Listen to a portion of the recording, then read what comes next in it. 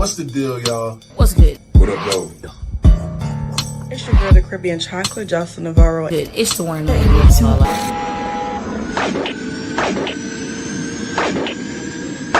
Now somebody hit my music. I'm contemplating and chasing, handling biz right now. We never waiting and patient, jumping at the crib right now. Put up my label, we make it staying legit right now. Could call the doctor, we operating, they sick us in right now.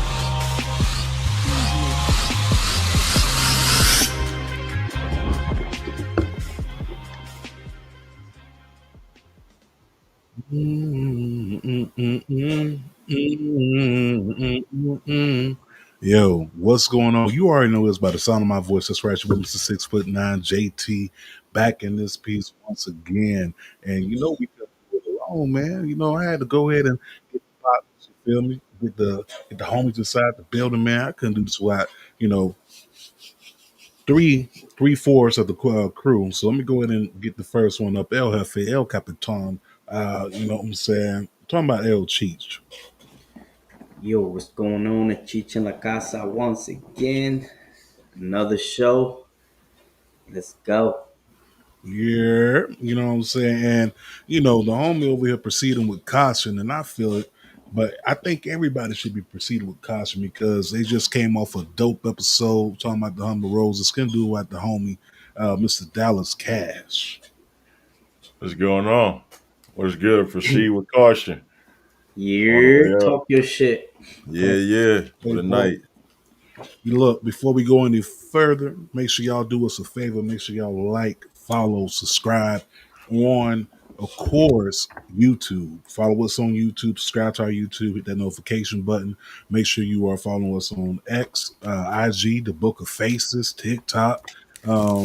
When I want to go back and post on Blue Sky, if I ever feel like posting on, what's the name of the other joint they got for Threads, if I feel like doing that, make sure y'all follow us there. Also, your favorite podcast streaming app, Spotify, Amazon Music, good podcast. Once again, inside the top 20. And this time, it's been 3 weeks since we actually released the audio, but we were still floating around in the top 20. So shout out to all the followers and listeners and subscribers over there. Make sure y'all doing that, man. Real quick, bro, you ain't tired as fuck? What is going on? Wrestle Faith in the building. What's going on? My love. Talofa. Got Mimi in the building as well. What's going on, man? Listen, you not tired from last week? I need more. You need more shit, bro. I am fucking tired. I know you tired, Cheech.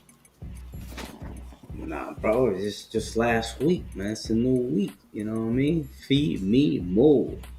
I know who I am tired of, though. Who you tired of? It goes without. It goes without saying, bro. I'm tired of it. It rhymes with. Let me tell you something about Bill Goldberg. Listen. Let me tell you something about Bill Goldberg. Let's go straight to it, bro. Ungrateful piece of shit. Yo. He's an ungrateful piece of shit. All right, man. Shit, we already here, man. We back with the shenanigans. We back with all the fuckery and all that. It's a lot to talk about. Go ahead and get these rumors, news, and flow my ass through this shit faster than Bill Goldberg's speech at the end of the night. With that being said, here's your cutoff point. Goldberg.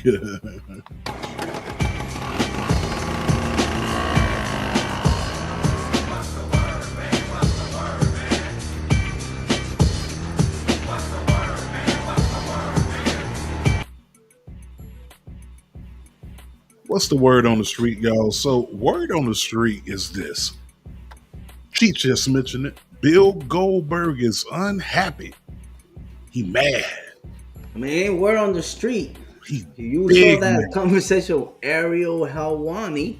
Yes. That motherfucker, instead of focusing on the good, no, he went straight up. Bro, I'm gonna ask the people, when was the last time you actually saw a wrestler that deserved it, that got a last match? of the top of your dome. You don't. It rarely passed. Fucking Flair thing, Edge. and Yeah, that. Edge knew he was gonna leave, but that was on SmackDown. He gracefully bowed Hometown. out though. He gracefully bowed out though. He ain't Yeah, complaining yeah, about that shit. exactly. But you know what I mean. It don't happen often, so he should have taken that shit with pride and just keep pushing. But now the rumor is that he doing that in order for the other people to throw some money. You know what I mean? I don't know. I don't give a fuck. Goldberg. I What? mean, So he you gonna do think it. you think he gonna go to AEW? No, I'm just saying though. That's the rumor that in the Hey, IWC. right. And that's the thing is that you are absolutely correct. Like that shit is a rumor, but if you heard how Goldberg was so critical of AEW, he done burned that bridge. I Mm. Nobody, don't know. nobody. Listen, if you gonna shit on my company and make it look like we bush league and we could literally buy you and book you on a yacht and have you in a squash match against fucking Wally Waldorf, it don't matter. Like The nobody, illest. bro. Cheech. You just need to say the quiet part out loud. Ain't nobody checking for Goldberg. We ain't been checking for Goldberg for the last 10 years, bro. You can say the quiet part out loud. We don't. You No, can say say it. Get that shit off your chest. it. Get off your chest sheet. let it be known. I'm gonna say, Cheech. You the main one to be saying the quiet part out loud. You might as well just say it. Yeah, yeah, it's true. The match, bro. Went 12 minutes, I believe, or something like that. 50 minutes. Yeah. Like nigga, Goldberg. That was one of your best matches you could ever have at this point in your fucking career. You should be graceful and just go with the fucking thing. It was like Bret Hart was in the fucking Control rule. and the you know what I mean, and the bus ain't fucking with the shit. You know what I mean? Like, and you got pissed off. It was fucked up because of Seth Rollins. You know what I mean? They're on TV, national NBC. TV. Yeah. Yeah, you can't. It's fucked up that happened. But my dude, you're gonna bitch about that? Man, suck a dick. No. Get a glizzy. No Get bun. a glizzy, No no bun. bun. No, but I feel you, bro. Like it's kind of like this. Like I get it. Okay, he had the opportunity to go AEW. That's the rumor, and he turned it down. Of course, Dallas touched on that. My whole thing is this, right? You got a retirement match in your quote unquote hometown, even though you ain't really from Atlanta like that. You got a retirement match. You flew in 81 people that sat down for free. Backstage passes. You had Ernest the Cat Miller back there. You had what's the name of old boy who used to walk out Goldberg? Doug. Doug something. I'm gonna just call him Doug Dillinger. Yeah. We just gonna call him Doug, White Doug. Yeah, No, but yeah, Dougie, my nigga Dougie. no. So you have my nigga Dougie backstage, White Doug is walking crazy. You got backstage. the cat, right? Wasn't that the cat, Yeah, Ernest Miller? yeah. Mhm. Ernest the Cat Miller was there, bro. So Josh you Barnett, first time in the WWE ring. he was there. You had a legitimate send off. His whole problem was it wasn't a PLE. And listen, I get it. PLEs are more special, but at the end of the day, you got a send off. You had people show up. You had the whole crowd chanting your name. You went out like a bitch because for me, if that was my son and Gunther put his hands on my son, I would have won that match. I'm sorry. I'm a father first. We'll see. Because, bro, in the PLE, the attention wouldn't be on him. He probably Mm. wouldn't even be on the poster.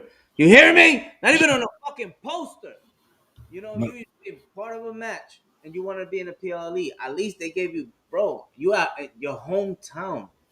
Bro, matter of fact, go ahead, Dallas, man. What the fuck we talking about this fucking Hey, garbage? listen, man. All I'm gonna say is Goldberg. We glad his career is over. We don't need to see him no more. We we don't gonna need see another. him.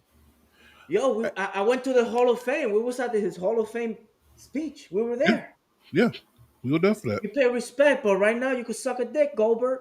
that. Mhm. No.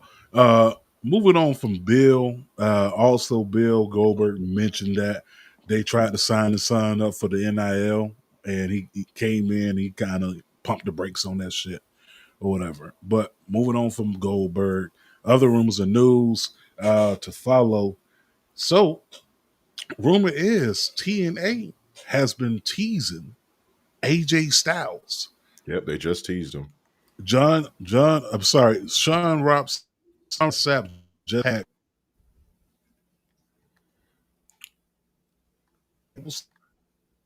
like Froze. real quick. Is AJ Styles coming? And he Mhm. And you, whoa, pause. Is played all I can say is that it's going to be a phenomenal night, right? right. So, Bro, Carlos do Silva. you think, because they're also mentioning that it's more people. I think it's They're gonna be mentioning that it's more people. They're mentioning that it's going to be AJ Styles, or Drew McIntyre, possibly. Who do you think crosses the line? Because you got to also remember Steve Macklin has that open international championship match. ooh, Mm. I like that. Ooh, I like that. Yeah, it could be anybody. I, Mhm. I never know. Never know. Bro, imagine they send Andrade over there. Mm. It could Andrade be Mac. AJ Styles, Steve Macklin. No, could be. Could Hey man, be. Don't. AJ takes the L. This is gonna be for the bell, right? Oh, you're gonna put the bell on AJ? Wow. Mm. You caution, bro. I mean, it's a lot of ways you could play it. You get what I'm What up? saying? What up, John? A lot of ways you could play it, bro. Like you can play this out real good. But speaking of TNA also announced that they have a couple partnerships as well that just dropped. So TNA has two additional partnerships. They announced them Oh, actually today.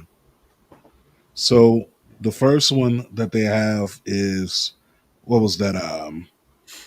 The wine, was it Mark Vucka steak or whatever? That's going to be like the sangria there at Slammiversary, and they also teamed up with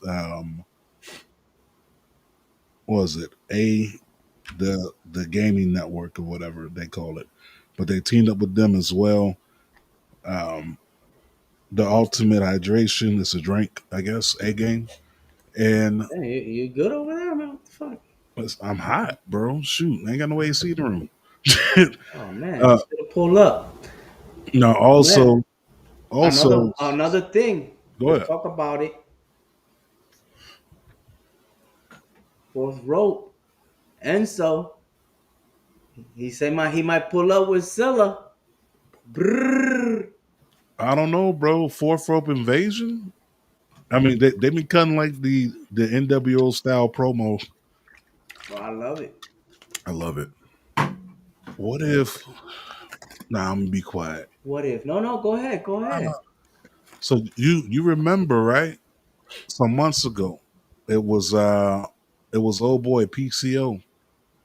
He was in a match with Oh, he got AJ dropped in the Francis chair. Mm. and It the makes sense big because homie. that's that big homie.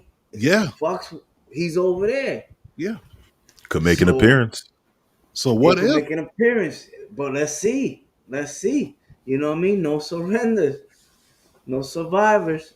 I don't know, bro. I don't know. I think he may show up. You don't know what I'm talking about. I'm talking about Joshua Bishop. Yes. Josh Bishop. So Josh I Bishop don't may know. show up. Let's see. Another thing that popped off was, what was it? Oh, Saturday night's main event. Seth Rollins gets hurt. They go ahead and call the match. Again. Now I feel sorry for him if this is a thing. I'm gonna keep emphasizing if, because he was supposed to get a MRI done, but his leg was too swollen. That's a common thing for a person who's torn his ACL. Your leg does swell up, so you have to wait. But he said, "I'm out to see in 2 weeks." No, but check this out, bro. Like now the way they saying, because I don't know if you saw, he came out in the Rich Eisen show. Yeah. They talking about, I guess he about to have his own show also. You Yeah, know what I yeah. mean? Seth Rollins show. Because WWE is letting people do the spending. You know what I mean? Right. The rumor that I heard that he's hurt, but it was something that it was prior. You know what I mean? That they say he's gonna be out for a certain amount of time, but he's gonna come out before. You know what I mean? He could still have the fucking briefcase because you got until next June. So it's kind of intriguing if it's kind of part of a storyline. Even though he's hurt, but not as hurt as people, I guess, perceive it to be. Right. I don't know. My thing is that with Seth is that there's a lot of different ways that this can go. I don't know if they would allow the money in the if I don't remember a Money in the Bank winner being injured and having to forfeit the briefcase because they got a year to cash it in, like you said. Mm. And I wouldn't be surprised if right when Seth is cashing it in, like it's on maybe Punk if he has the title, because that would make sense. There's a number of ways that it could go, but for right now, it's kind of a day-to-day thing. Here's my thing. What if it's this? He said he has to be evaluated in 2 weeks. What's in 2 weeks, y'all? SummerSlam. So what if CM Punk gets ready to get the title and his music hits and he cashes in and Or he wins the title? I mean that'd be fucking horrible, for CM Punk. um, I don't know. I think they should hold it, but that's the thing. No, actually, fuck it, because people thinking he's gone for a while. Nah, fuck that. See Make what I'm them saying? happen right there.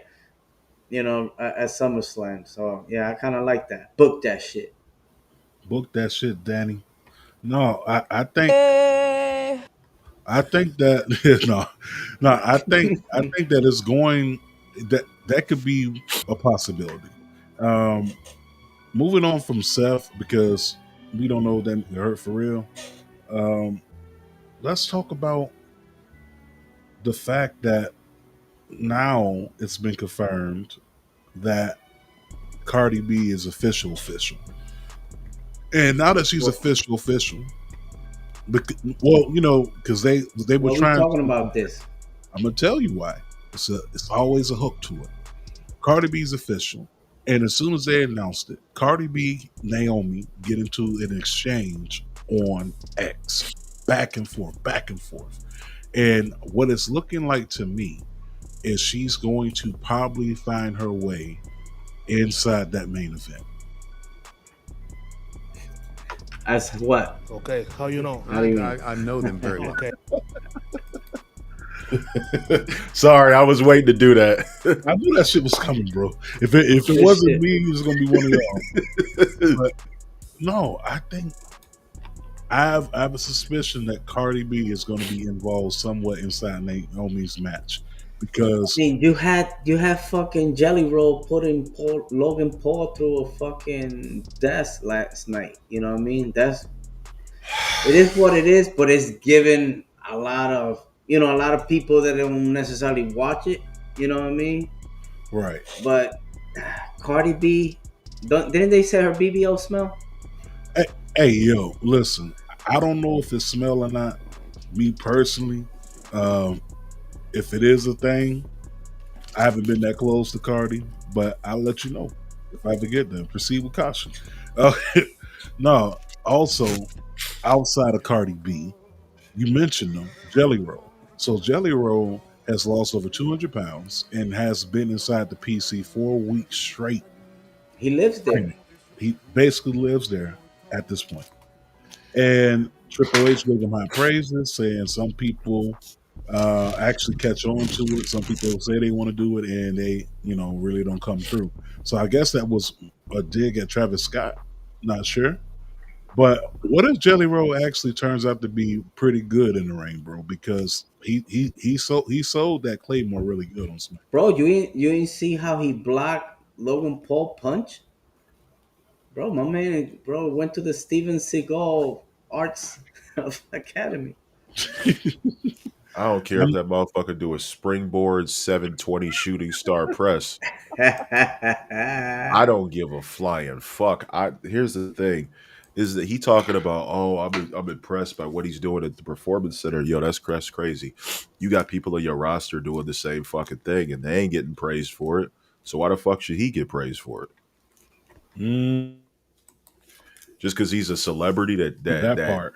just because he's a I feel celebrity you, that Dallas, does that? and Yeah, because the thing is, Travis Scott wasn't able to catch on like I I guess get he it. has. I mean, I get it. He's not your ideal person, right? I mean, we don't really ask for none of these celebrities. They just show up. They show up. We don't ask for none of them. Now, if we had a choice, I don't think he would be the first candidate. And be the 25th. But needless, God damn, top 25. No, no, but I think the fact that he actually trained to be a wrestler before he became a rapper and a country singer, like that's actually giving him a little bit of leg up on the competition in a sense. But who knows, bro? The fact that we got Randy Orton and fucking Jelly Roll going up against Logan Paul and Drew McIntyre, that's our first celebrity match. Do not be surprised if we end up with the Miz and George Kittle as well.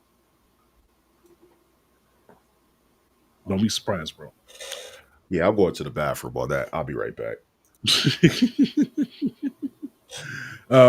Also, last bit of rumors and news: the producers from Evolution, Molly Holly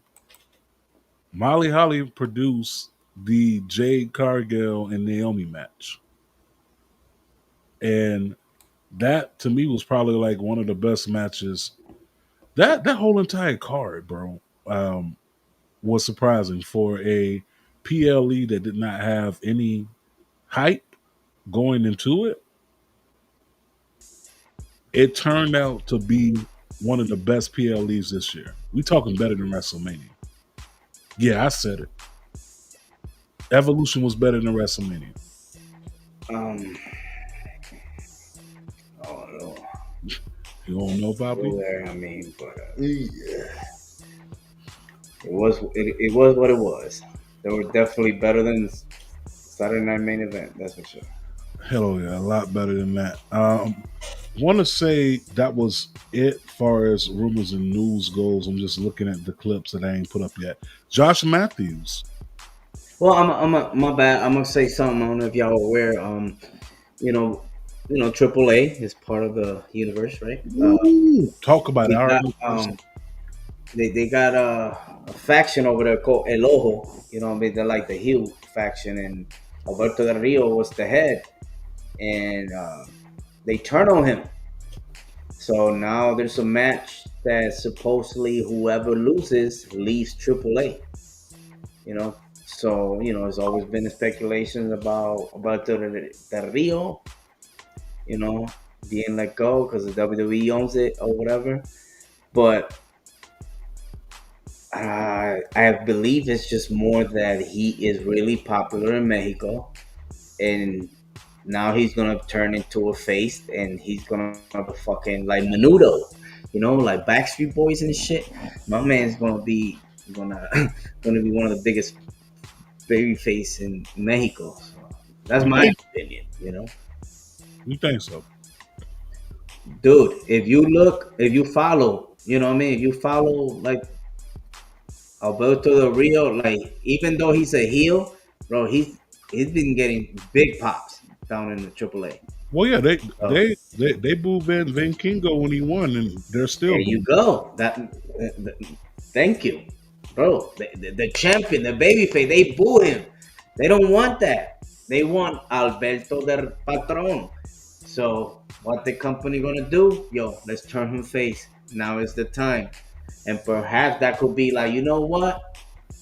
They might turn the other cheek and bring them in or have something along those lines. So, I like that, but man. yeah, another news. Rest in peace to Henry's mother, man. That was his mother-in-law. His mother-in-law passed away. Mother-in-law. Yeah. Mark Henry's mother passed away years ago. She passed away. But prayers up to Mark Henry. Prayers up to the family. Prayers up to everyone affected. Also, damn, we forgot to mention, right? We forgot to mention that the injury bug is plaguing everywhere. Adam Cole, bro. Well, they blaming Kyle Fletcher for that lariat. Yeah, it's unfortunate, bro. Like between him and Seth Rollins, bro, they can't catch a break. I mean, Seth Rollins is like Paul George. Like he'll have like a nice year run, and come that second year, it's like knees go out.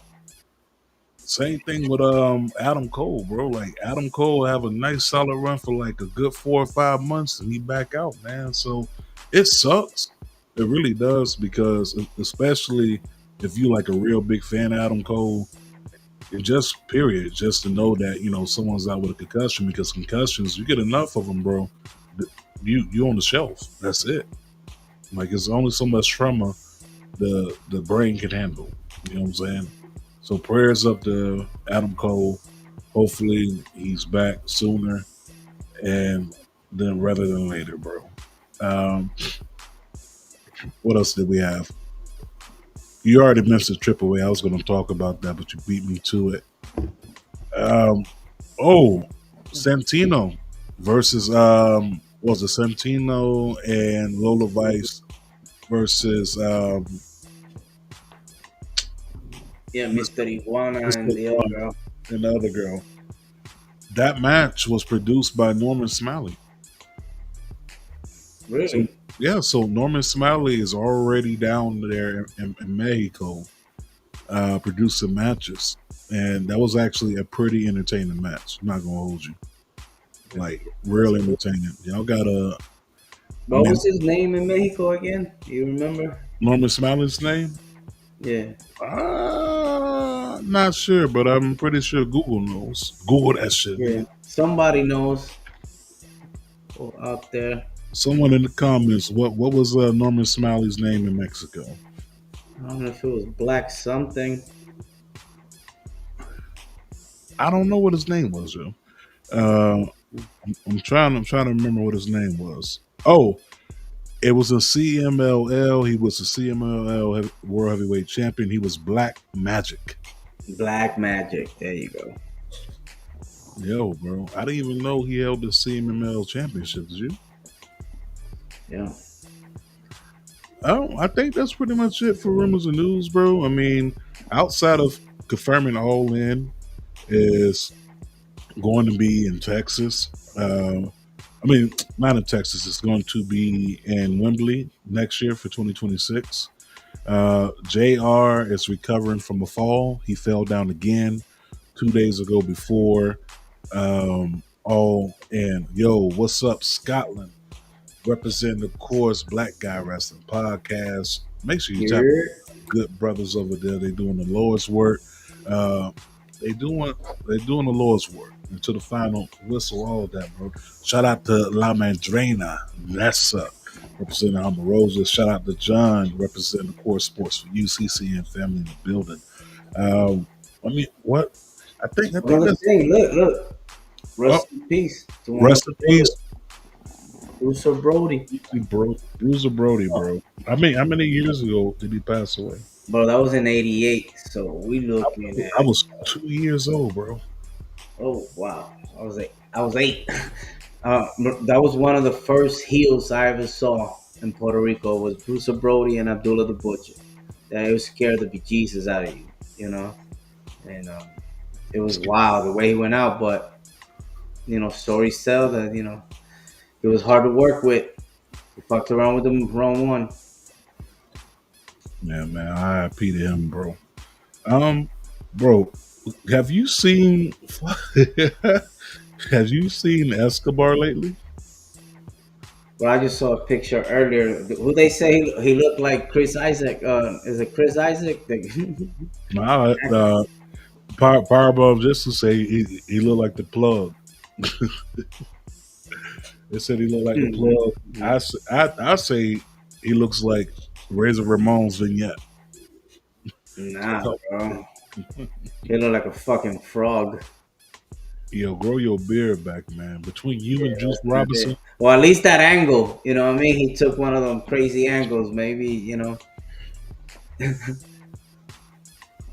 don't know, bro. Moving on from there, my guy. We got to get into what we here to talk about. Get these recaps about. Yo, hold on, throw it back up. Throw it back up. Throw it back up. Don't come back up. He was killed on some bullshit backstage stuff. Yeah. That's Elijah and Ezekiel. Yo, he do Escobar look like Manny from Starface. Yo, bro.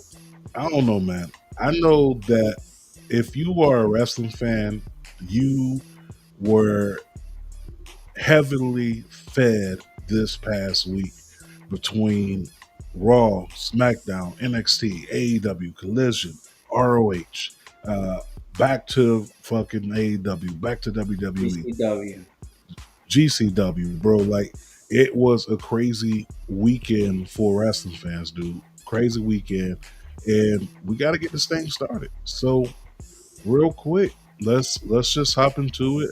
Let the people know what it was. Go with these results. Of course, if you have not watched it, make sure y'all go back and support those companies. Let me tell you something about Bill Goldberg. I'm sorry, Bret Hart wanted to interrupt me real quick, talking about Goldberg. But no, let's support these companies. I mean, none of this stuff is cheap. So go back, watch the replay if you can. Go support, or if you want to be on some free shit, hit me up. I got a link. But with that being said, man, let's talk about it. So ROH was cool. Before I get to ROH, I got to talk about what happened on SmackDown, bro. We had the tag team championship switch hands from the Street Profits to the Wyatt Six. How you feel about that, dog? Yeah, once I didn't get to catch it live, but once I saw it, it was kind of like, yo, what's going on? That kind of started up the weekend, with the surprises, you could say. But it didn't hit like it should have had. Do you think it hit like it was supposed to hit? Nah, not at all. I think, honestly, it was still too early to put the titles on the Wyatt Six. They literally just got back. Right? Street Profits ain't even had the title a good 90 days. I don't even think it's been 120 days they had those titles. And now no Kofi, no Woods, no Dawkins, no Montez. We ain't got no Melanin as champion right now. Like, that's the issue. Outside of course, Solo, who ended up beating Jacob Fatu at Crown Jewel, and he's of course the U.S. champion. But outside of that, ain't no Melanin inside the title picture on the main roster, and that was a problem. But we also got this. Why do the Wyatt Six need the tag team championships? They monsters. Yeah, that's kind of like, it was the same thing with the Fiend. No disrespect, you know what I mean? Rest in peace to Bray. But he didn't need the belt, you know what I mean? But no, I feel that Bray was like an exception to the rule, though. He was kind of, that's a special case. I wouldn't say that. I mean, as Bray Wyatt, yes, he cool. But as the Fiend, that character like that don't need no belt, bro. You already got the gimmick. All right, so let me ask you this. What about The Undertaker?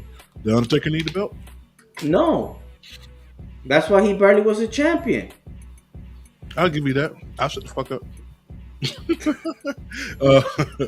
But yo, that took me out, bro. So the Wyatt Six are the new tag team champions. We had a face off again for Evolution between Trish Stratus and Tiffany Stratton. Then we fast forward from there. Let's talk about ROH. Let's talk about Supercard of Honor. Let's talk about the talent. Yo, what Yo, up, kid? Look at my. representing, of course, best in the world in sports for you, wrestling, as well as Travel Warzone. Busiest man this past week in podcasts, 7 days straight. Okay, Restaface says, I am over the Wyatts already. Just not the same. I do agree that it was too soon to take the titles off the Profits, but since they do not have the titles, give Ron and Mello and the Profits a team.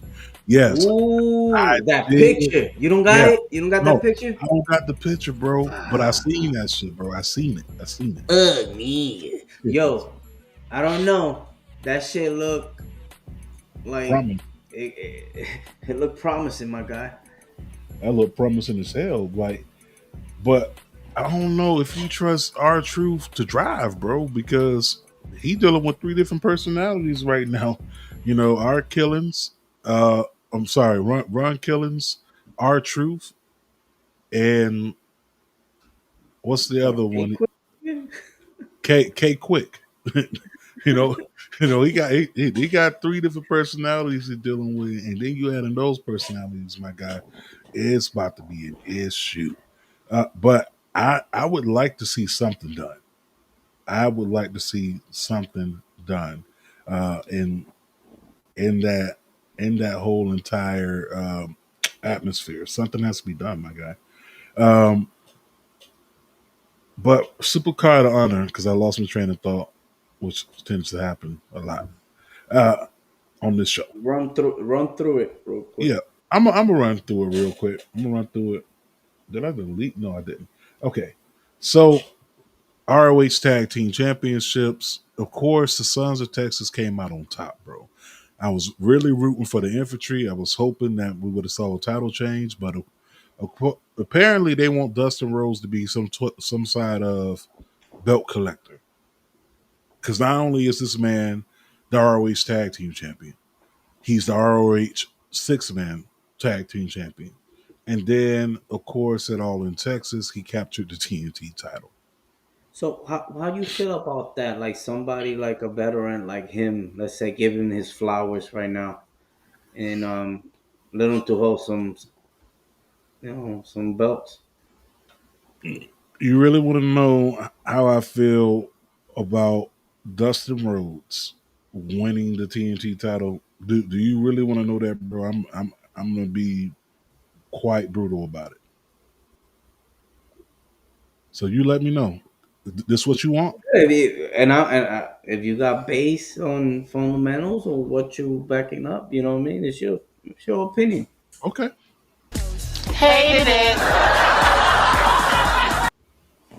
Kyle Fletcher is right there.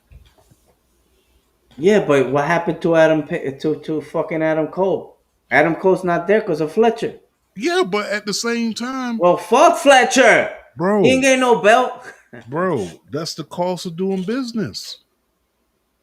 That's the nature of the beast, bro. That's the nature of the beast. So you don't think like Dustin Rhodes been putting on? Yeah, Dustin Rhodes deserves it? No, he deserves every flower that is given to him, right? Every single flower. But there were other people inside of that tournament to face Adam Cole. Was it a match that they had? They could have interjected in there. You could have put a Ricochet inside there, bro. You could have put someone from the ROH roster. There's 1,000 people on the roster that you could have put inside that match. Am I mad that he won it? Not necessarily. But what I'm saying is there were younger talent that you could have put over. Dustin right now is handling things inside ROH. Okay? I don't need to see this man ROH, AEW, like, you know what I'm saying? He's will be spreaded across every single platform, which is good exposure for the title. But at the same time, Dustin Rhodes at what is he, 58? 50,000. He up there, right? He on deck. Okay. You could have gave that title to anybody, but we gave it to Dustin Rhodes. Like I said, I'm not really pissed off, but I'm more so like you had options, bro. You could have put it back on Danny Garcia. You had options. Is Danny Garcia from Texas? No, he's not. And I understand why they end up doing it. Of course, cheap pop. It's the cheap But pop. well, my thing is that yeah, you had different candidates, but at the same time, like not every decision is the right one. We can agree to disagree. I don't think that was that bad of a decision. Um, because again, Dustin can go; he's the natural. Yeah. But I will say that younger talent needs to benefit more from this, and Dustin having the TNT championship really doesn't add that much value to it. And that's Hey, what up? that's all I'm What up, saying. Dad? That's all I'm saying. Like it's not a knock at his wrestling ability. Like the man can still go at his age. Don't What get up, me Ness? wrong. But it's like you got younger talent right No, there. but at the end of I'm sorry. I'm gonna put it like this. Who's his brother? Cody. Cody. Come on now. You know what I mean? You're gonna get traction just by talking. He's his brother, Rhodes. You know, somebody type Cody, you're gonna have him. You know what I mean? People know him. You know, I think it was a great decision. No. Don't get me wrong. I didn't say it was a bad decision. I'm just saying that it could have went either other way. You know what I'm saying? Like I get it. Cody's Garcia, I'm sorry, Garcia doesn't do it for me. Garcia don't do it for you. No, You don't like the nah, B. yo. I That's ain't it. gonna hold you, bro. I tried. Even I though he'll tried that stretch shit the one night. fuck out of me, pause. I tried that shit. I don't know. He don't do it for me. You don't do it. Okay. What about Kyle Fletcher? Nah, mm. What? Kyle Fletcher? Oh Not man, for the belt. Not for that belt. why not? The man got tag team gold everywhere. He's established himself over the past 4 months as a I know, threat. but it's like an obvious choice because he's taller. He looked like a fucking $1,000,000. You know what I mean? So it looked obvious like he should be this champion. So like you said, give somebody else a chance. Okay, so do you think Dustin Rhodes carries the TNT title for a long period of time? No, he Nah, he'll probably lose. lost it. He probably lost it already. We don't even know. He'll lose that shit like in a couple of weeks, guaranteed. Nah, he probably lost to that collision. We haven't seen it. Yeah, We'll see it Saturday. someone dropped the link to that. That way we can know what happened. But speaking of, man, let's slide back through. My bad, y'all. We got a little bit off. The other thing, Lee It Moriarty have been me. should have been Kyle. Kyle, no, see It Cheech, should have no been Blue son. Panther. It should have been Blue Panther, but Lee Moriarty, It should have been me. proving why he deserves to be in the conversation. That Who, was Blue a Panther? no Lee. I'm talking about Lee Moriarty. I'm talking about home Yeah. team over here. Oh Okay. shit! I mean, no disrespect to Blue Panther. No disrespect. They put on a great match. But Lee Moriarty is the future, bro. We seen this No, shit firsthand on the indies. my dude's still young. You know what I mean? I don't think he's over 30. Nah, he ain't there. You know, or like remember talking to him before, like he changing his shoes, bro. He, young ass cat. You know what I mean? Little do you know, within a year, he's doing the rounds, and it's good to see him. Doesn't he like draws too? Yeah, he's artists. Yeah, he's an artist. Yeah, so that's good for him. A lot of people have said like he's not getting exposure by being in ROH. Yeah, it's true, but hey, he's put into his draft and his craft. So, like you said, yeah, he is the future, man. Man, it's the future, bro. Speaking of future, this match. Nick Wayne versus Who? Titan. Titan. T- Titan. Titan. Titan. Titan. The fuck? Titan. Look, Titan. la boo boo looking motherfucker.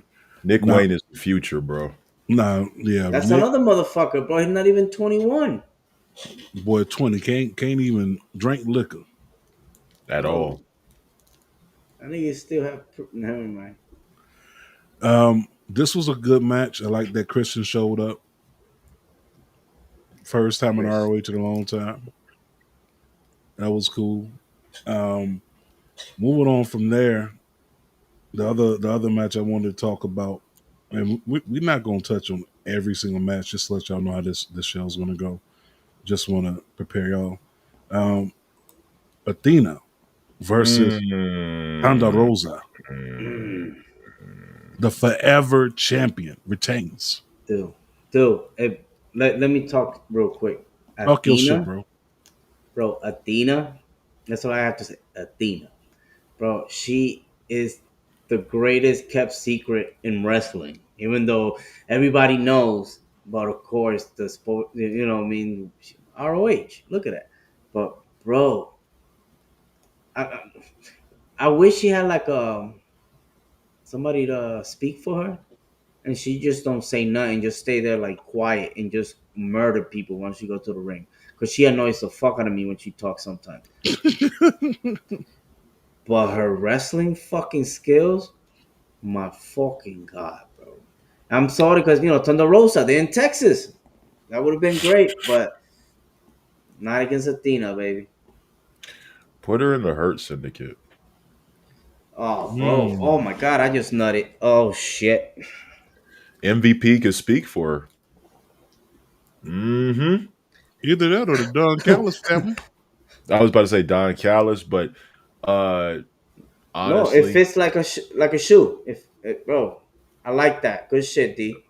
Hurt Syndicate. Appreciate it. We hurt people. Yeah, speaking of hurting people, man, this match, oh my gosh, Bandino versus Takesha, my guy. This honestly was probably better than some of Stiff. them. Stiff and It was painful. it was stiff and painful, but it was better than some of the matches that were on All In. And I enjoyed All In, but that match right there, I didn't know who was going to win. There was a lot of false finishes, which y'all know how I feel about false finishes. If it's too like anything over like 5, I kind of feel like, all right, wrap this shit up, because that's too much. That's way too much. I'm not trying to get my heart rate up 5 What up, times. Zach? What's going on, y'all? Hey, what up? Yeah. What's good, Zach? I don't know, man. I think this match definitely is a candidate for match of the year. Match of the month, because Match of the month. Okay. yeah, it's too much wrestling. I wouldn't. Wrestling is cooking. Too much wrestling. They'd say match of the year, bro. Like, Yeah, nah. yeah. I mean, refuse. what are we, 7 months in? I mean, there's like a Yeah. couple match of the year candidates that I can name off the top of my head right now, but like not It just fucked up. every It just happened to be in ROH. If it would have been another platform, perhaps it would get, possibly. at this stage, but they can go. They both can go. You're breaking up, Poppy. That motherfucker. You're driving out. Bandito's a motherfucker. Can you hear me? Yeah, You you good? You good? Go. Yeah. Yeah. So Bandito's a bad motherfucker, man. No, I know what he's gonna bring to the table. Yep. And, I want to see. I want to see more Bandino, but not in ROH, bro. I kind of feel like it's AEW. Yeah, AEW, but still, even there, bro. Like it's just, I just kind of feel like that. It's so much talent in AEW that they had to do ROH, but you need to like shuffle that. I would be putting more the younger talent in ROH. I'll put a few veterans in there, but you can't have all your vets over there, bro. Wrestling, like, come on, Athena, Thunder Rosa, Bandino, Takesha, Dustin. I mean, well, you can keep Dustin over there. He's like the Who was the guy in NXT that was like the veteran? Well, Cassius Ono. Gargano, like I said, Cassius Ono. Gargano, Ciampa, and Cassius Ono were Yeah, like that. Cassius Ono. You know what I'm saying? Like, keep them over there. But when you got people like Athena and Thunder Rosa, like you're only robbing yourself, honestly. But that was ROH Supercard of Honor. If you had to rate this show, what you giving it? A, B, C, or D? I think like a B minus C plus. Okay. What you got, Cheech? I didn't really got to catch it, but heard great things about it. So I guess a B. B. I'm gonna give it like a B plus, bro. It was a really good show. Yeah, Mm. yeah. Yeah, it was a really good show. I enjoyed it. All right. So next up, we go to what? Great American Bash. Yeah, let's go to that, bro. I Great ain't gonna American hold you. Bash. It was I ain't not. going. It was okay.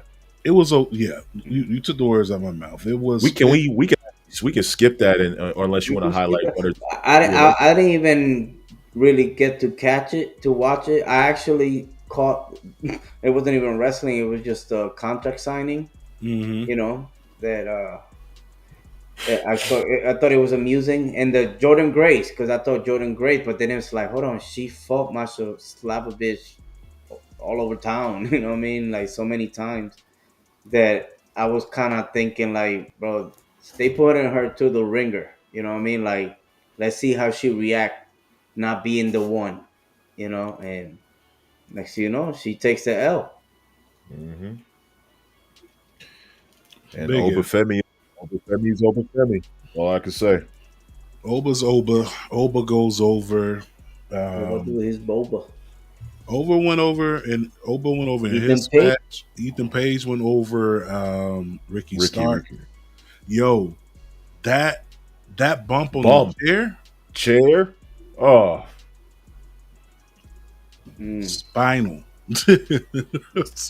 spinal. Spinal. Yo, THP. yo, his back was fucked up. Javon Evans ends up beating Jasper Troy. Which I don't know why, but okay. Maybe Had to because pay he's his- bouncy. Had to pay his dues. What else we had from NXT Great American Bash? Blake and Jordan against Fatal Influence. Yeah, so that happened, and I'm not gonna hold you.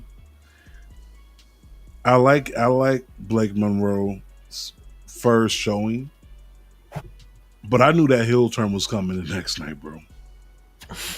I knew it. That shit was. You could smell it from a mile away.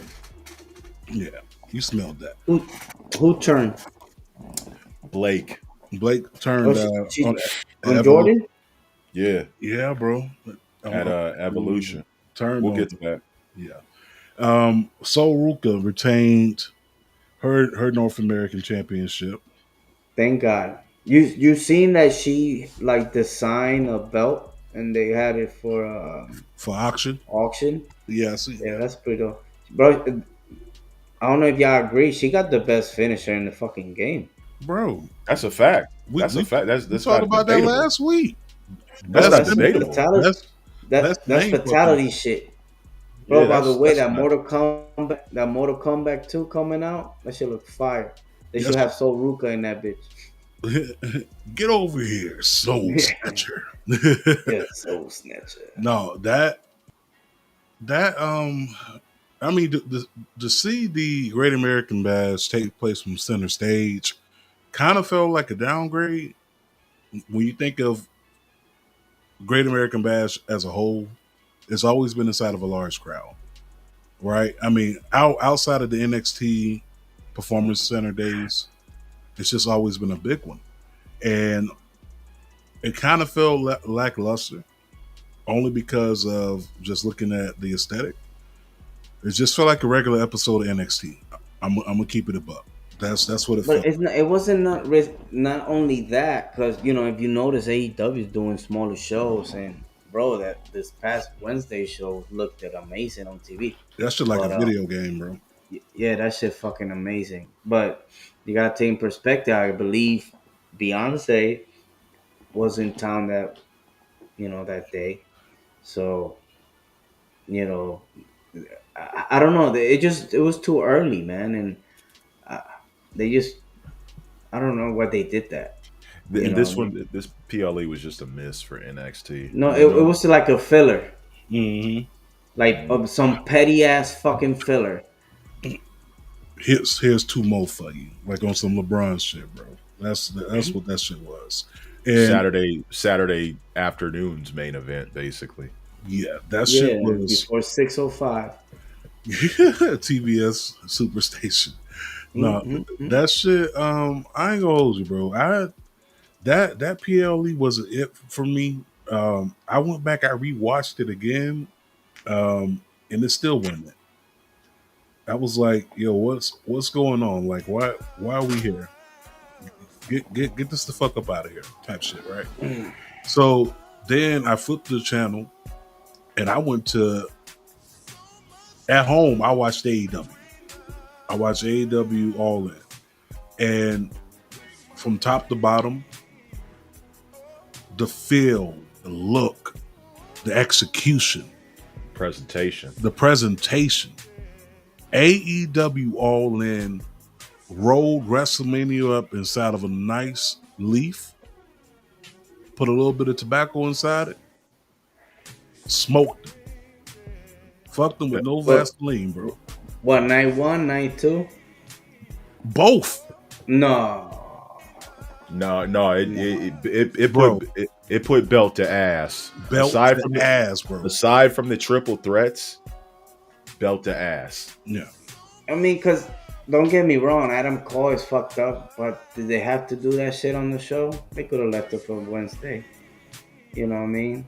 The TNT title, that shit, they could have left it to this fucking 0 hour. You think the 0 hour? That's like the mid card championship. I believe Adam Cole deserves something better than 0 hour. You know, I personally No. I said Adam Cole should be on this past Wednesday on a Dynamite. Oh, you know, you talking about the injury? Yeah. Okay, I'll give you that. I'll give you that. But I'm also gonna say this though. I'm gonna say this. All In, period, bro. Just every aspect about it. I looked at WrestleMania, and then I looked at this, and I'm gonna be honest. This over here, All In, felt like a WrestleMania. It felt like it definitely. No, that's the way. That's the way. That's the way you do a big. That's the way you do one of your best shows of the year. No, and one thing. Go ahead. Okay. No, my bad. One thing you can't say about AEW, man. The last few months, man, like the booking, everything. You know, because if you notice, there was no run-ins. The only running that happened in all the fuckery was in the main event. You know, when it counted and the storyline. You know what I mean? Everybody. I think it was a little waste of time of Darby. You know what I mean? Coming down, whatever. But they could have kept it for another day. But, you know, Swerve giving him the chain. You know, it was dope. Because it's like, at times, you didn't think he was going to actually win it. But it made perfect sense. When he opened the briefcase for the first time, people seeing the belt. It was everybody was. And he was gracious. We did this. We did that. We wasn't on some, what's the name of this motherfucker? Who? The ungrateful.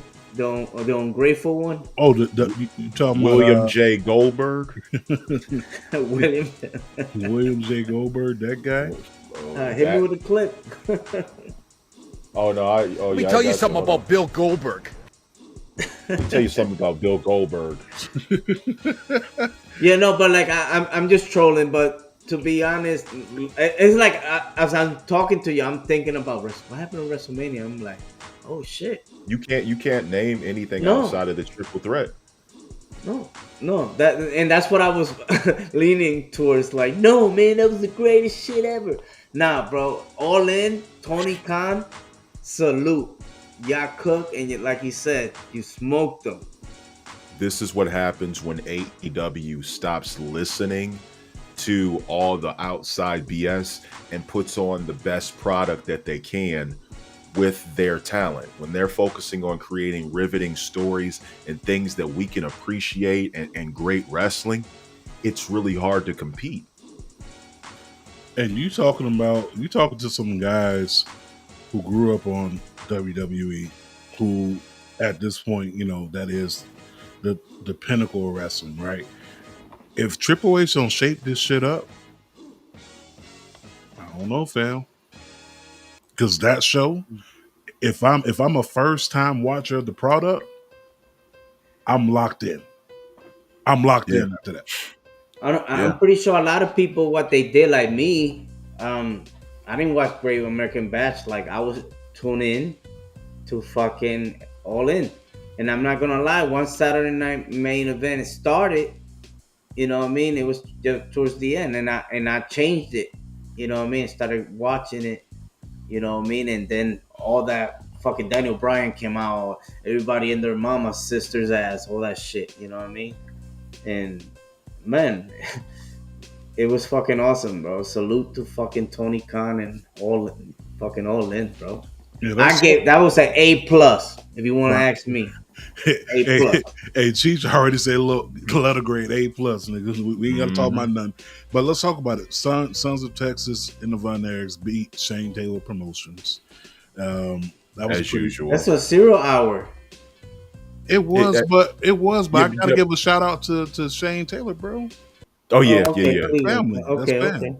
okay. Yeah, my bad. Shout out to Big Boom AJ, the Rizzler, and what's his other son's name? Forget the other son's name, but he got pushed down or whatever on the ground, and Big Boom AJ comes up like, who did it? And he just sits there and point. He did it. Like, if that ain't the ultimate snitch move, like, let me. That's meme worthy. That's meme worthy. It's meme worthy for real, bro. Justice, I think, is his name, by the way. Justice. Let's move on from the 0 hour. Let's talk about some real shit. So we had the AEW Trios titles, the Ops going up against the Death Riders. The Ops ended up coming out on top. Didn't expect anything different to happen. But they are saying Samoa Joe may be out pretty soon. Oh, boy. Samoa Joe. To promote the show? To promote Twist the Metal. No, he ain't hurt. No, hell no. Joe ain't hurt. No, we ain't about to do that. We ain't about to do that. Same thing with Will Ospreay. I guess he'll be out for about a month. Yeah, he out too. Let's see. Other match, the Men's Casino Gauntlet Battle Royal. MJF comes out on top, like we predicted. Yeah. Ain't nobody else done different. Right. Then we had the TNT 4-way, Garcia, Dustin Rhodes, Fletcher, Guevara. And Dustin Rhodes came out on top. Nice little feel-good moment. Mm-hmm. We had the Bucks going up against Swerve Strickland and Will Ospreay. EVP title was on the line. And was it? Yeah. So for them to lose it, not for them, not that Swerve is the EVP now, right? No, not that. Oh, it was for them to lose it. I don't know, but they lost. They fucking lost. Yeah, they pull up in a Corolla. World Elite. World Elite. I don't know, bro. They lost, and I don't know how I feel about that. The match was dope. Seeing JoJo Offerman come out there and saying, "Ain't nobody." Shaka Khan. They used to be that was dope. Swerve's theme song. The fireflies in the background, like it was a nice. What's the word? Nice You'll see the graphic. You'll see the graphic soon. She's JoJo Offerman is all elite. You think so? I think this is the second time working with him, but But you really think JoJo is not going to sign with WWE and sign with AEW? Why? What are they gonna do with her? I don't know. I'm just asking. Like y'all really think that JoJo's gonna sign with All Elite? Real talk. Yeah, they're gonna, offer the right amount. And remember, they don't do nothing else. They just do shows and no live events and nothing. So the schedule's easy. Okay, how you know? I know them very well. Okay. You know that shit was What, coming, bro. You knew that shit was coming. I love it, bro. I love it. Oh man. So like, a lot of, and the thing is, it's not necessarily that, but you know what WWE do? Petty. She popped up. You see the attention. Next thing you know, oh, let's bring her over. They haven't done it so far, so why not? Making sense. If it makes sense, it makes dollars. Dollars make sense. That's a great point. Yeah, but this right here, this match was a banger. Jesus, Too choreographed. It was choreographed as hell, but like I said, I'm talking shit, bro. That shit. No. Is like a movie. Yeah, that's what I'm saying. If you're a first it time was like watcher, this. it's a movie. Yeah, it was like this. It wasn't no little boo boos or the motherfuckers could go, bro. Yo, that sequence where they're in the middle of the ring and it goes super kick, German suplex, and then they're kicking each other like that looked like a scene out of a John Wick movie. Like, my hat's off to them inside the match. Y'all already know how I feel about Homeboy personally, but the match was good. Moving on from there, let's move on to another match that was part of one of my favorites. Was the women's gauntlet casino battle royal match. Big pop for Athena, the hometown girl, the Texas girl. And I didn't think she was gonna come out because of course she wrestled again, but man, when she came out, I was like, oh shit, good shit. And that's the best thing they could have done because, like you said, Texas grown, breed. It was perfect. They actually did right by her because that's what she deserved to be in that stage. No. Bravo. I think I texted the fucking group chat, bro. I was happy. To be honest, I was clapping, you know what I mean? And like screaming for two people that weekend, for Athena and Naomi. Both black women. Love it. My Nubian goddesses. She waited, she watched, then she conquered. With a chip on her grasp and vengeance in her eyes, Athena holds fate in her palm. Shout out to the homegirl, Lena, man. Hey, shout out to Lena. Yeah, that it writes itself, right? She's the forever champion. She's going damn near on 1,000 days. She's 900 and some days now. I think they really need to hold that Athena versus Toni Storm match. Woo! They need to do that like now. No, it's too early. We'll build up to it because build up to it for sure, but kind of wait because we still gotta see the fallout from Mercedes Moné. You know what I'm saying? See how that's gonna go. Speaking of Hurt Syndicate versus Jet Speed versus the Patriarchy. Oh boy. Where do I start with this shit? Go ahead, bro. You got it. I wasn't feeling it. I ain't gonna lie. I was not feeling it. I was like, you know what?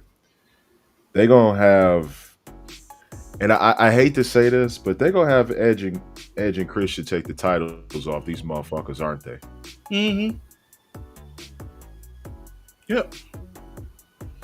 That's exactly what's gonna happen. Yo, shout out to the people on my G. Go ahead, my bad. Hurt Syndicate deserve better, man. That's all I'm gonna say. That's what I'm gonna just leave it at that. There's no competition. It's like, the same thing like they said in the comments, Obafemi got no competition. The Hurt Syndicate don't have no competition. Well, there is competition. They just haven't, collide. Hopefully, you will see a FTR match with them. But there's so many other tag teams, that they could put against. How you guys like the MJF involvement with the Hurt Syndicate? Nay? It's just like Owen. It's like Owen Hart, the Nation of Domination. Like Coco Beware joining Owen Hart? I don't know, man. I mean, it is what it is, bro. Yeah, I kind of feel like Bobby going to end up squaring up with him pretty soon, bro. I ain't gonna hold you. Like I think this gonna come to a boil where they end up throwing hands. I need Gates of Agony with the yes. Get the Gates of Agony, Big Con, bro. They the one rocking with Rico, right? Yeah. Oh, you talking about the light skinned Kingpin, Ricochet? So Ricochet, he went ahead. No, this is what he trademarked. He trademarked light skinned Kingpin. Listen, if they start using this shit on TV, bro, I'm going to be on the floor dying of laughter. But I was surprised when I heard where he was from. I thought he was from New York. No. He from Paducah, Kentucky. Kentucky, Paducah. Oh gosh, man, that I don't know, dog. Light skinned Kingpin sound like some pimp shit. I ain't gonna hold you. It's like, oh shit, it's light skinned Kingpin. Hide the bitches. You know, like, hide your chain. I'm gonna tuck mine in. Type shit. I'm tuck mine in, man. No, he got the Gates of Agony behind him too, bro. I don't know. That seems like that's gonna be a pretty fun time, though. I Should be. It's gonna be a barn burner. Yeah, they need to do something with the Gates of Agony, man. Stop playing with them boys. Let's talk about what should have been the main event. Tony Storm and Mercedes Moné. Should have been. Bro, I don't know what I can say about this match that has not been said already. This match is up there. Now, if you want to talk about a match of the year candidate, this is the one to do it. This the one? This the one. Okay, this the one. I'm gonna agree with you on that one. This match from bell ringing to all the way to the end. Plus. Yeah. And then the one spot that took me out when Tony Storm motorboat with the mouth. Motorboated, aka the number 11, aka a standing 69. Like, this is wrestling, my nigga, but at the same time, there's kids watching, there's kids in the crowd. But I didn't care. I didn't care because this is the level of unhingedness that I was expecting from Tony Storm, and this is what I wanted. I wanted Tony Storm to do something nasty like that. I'm sorry, it's the nasty man in me, okay? And that right there was probably one of the dope highlights of the night. I was very surprised that Mercedes Moné didn't win. All that talk about her having creative control. JD from New York.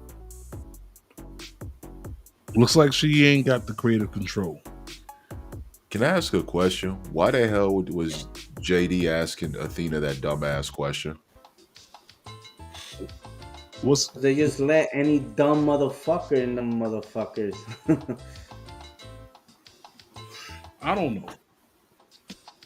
don't know, but we got to start filtering out the people that you get to these press conferences, man, because we done had some dumb questions in the past. I ain't gonna hold you. Well, y'all let the three of us in the press conference room so we can ask the real questions, please. Because the way that it's boiling down, y'all just have anybody with a following and no logical brain cells in that conference room. So if we have a following and we have the same following as them, they shouldn't even be there because they're not asking logical questions that have meaning to the wrestlers. And that's the thing. It's like JD's whole existence is based off of him feuding with Sean Ross Sapp and being kind of a basement dweller. That's really it. I mean, yeah, that's what it is. There's no logic in anything that he says. He just yells and screams, and there's no logic in what he does. And that's not to hate on. It's just these are the people that we have to compete with.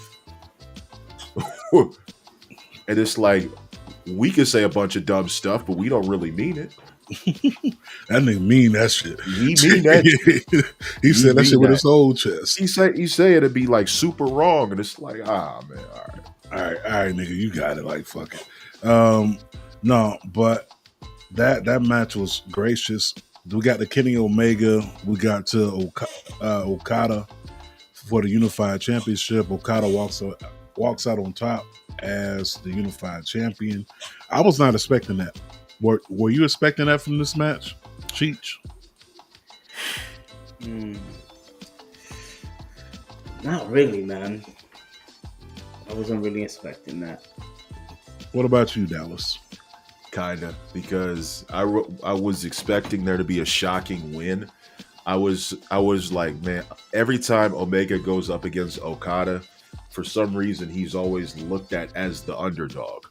I don't know why, but just if you think about the trilogy of matches, not the trilogy, but the arsenal of matches that they've had, Omega has always gone in as the underdog every single time. Even if Okada walks in as champ and Omega walks in as champ, it's just, that's the way that it is. So I'm not surprised that Okada got the dub. Okay. Yeah, I was genuinely shocked, bro. Honestly, I honestly thought that was going to be it. Why is everyone talking about wrestling? Why is everyone talking about wrestling? Because it's a wrestling podcast. And also that wrestling is pop culture, bro. It's pop culture. It's everywhere. Everything is pro wrestling. Shout out to A.O. Baker. Shout out to the homies over there, man. But everything's pro wrestling at this point. TV, Hollywood, movies, television, they everywhere. Music. You remember when The Rock was with Wyclef? No, not that one. Oh, shit. The one with Tech Nine. It's about pride. It's about drive. It's about power. We stay hungry. We devour. Put in a week, taking the hours, and take what sound black and some mode in my vet. Oh my god. Oh my god, man. ain't nobody in the studio that day like want nobody trying to cue him like, hey, that ain't it, fam. Like, I know The Rock. Hey, I know The Rock wrote that shit. I know he wrote. I know that. I know those was his lyrics. You think I could tell. You think that was The Rock's lyrics, bro? Yeah, because there was no punchlines, bro. Nah, somebody, he needed a Jada kiss in this corner. What was it? Drink Champs. He was talking about how Nori took his dap back. He needed somebody to be like,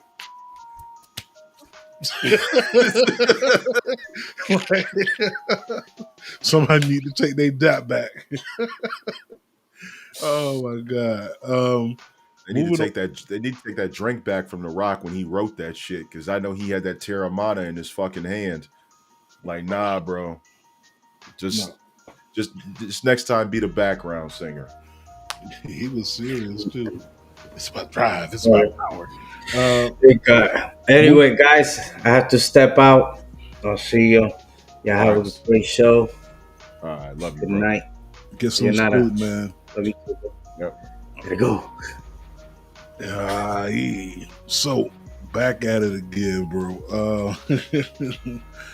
Then we move on from Okada, and then we get on to the main event, Texas Death Match. This was brutal. Talk about it, Dallas.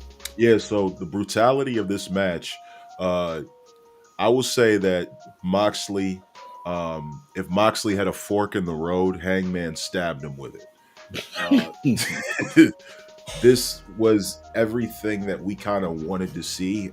This was like, I don't know, they kind of, if you really think about it, they kind of booked this almost similar to how like this was their Cody versus Roman at WrestleMania 40. Look at the similarities in people that showed up to help, a ghost from each other's past. Like, think about it. With Bryan Danielson coming in, it's like, oh man, this shit done picked up. What I like though is Moxley getting choked out with the chain and submitting, and that was probably like one of knowing the fact that we don't have to sit through a John Moxley championship reign is enough to make any AEW fan pop. The Death Rider storyline was just so cluttered with mess. We didn't necessarily know what the payoff was. But now that we know that the big payoff was Hangman Adam Page, and what I do like was that when he opened the briefcase, it still had the side plates from when Bryan Danielson had it. So that was a nice little touch. You know, I liked that. I thought that overall the match was brutal. It was a typical John Moxley match. Yeah, you got invested in what Hangman Adam Page was doing, and basically when you take a look at it, this is like how, you know, you end a show. But I think the show should have ended with Mercedes and Tony. But again, I understand why it did the way that it did. Yeah, I ain't gonna hold you, bro. This match was not for the weak stomach people. Nah. If you had any type of feeling that this was going to be a cookie cutter match, I don't know what you on, bro. I don't know what you've been smoking for the last few months. Yeah, this match was dope. Darby Allin coming out from the top, even though he was up there for like 2 hours. Man was just hanging in the ceiling, bro. The homies from the Sucio Boys podcast, they were there. Public Enemy was inside the building. Unlikely was in the building. Shout out to them. Adrian. Oh, T-Bone, the homie T-Bone on Twitter, bro. My guy, he was out there. He posted a video about. He posted a video, didn't he? Yeah. Posted a video, bro, on that and everything. When Swerve gave him the chain, and after Hangman won, Swerve was posed up on the stage looking like Lil Mama after she interrupted Jay-Z and Alicia Keys on the New York performance with his arms crossed and shit. So I don't know. I think it's foreshadowing, of course, Hangman versus Swerve in the future. So we'll see how that goes. But Cheech already gave us his rating, A+. What you got for it? I give it an A. I think I won't give it an A+ because there was some misses. For it to be an A+, it would have to be a perfect show from top to bottom, and that's not what this was. But I will give it an A.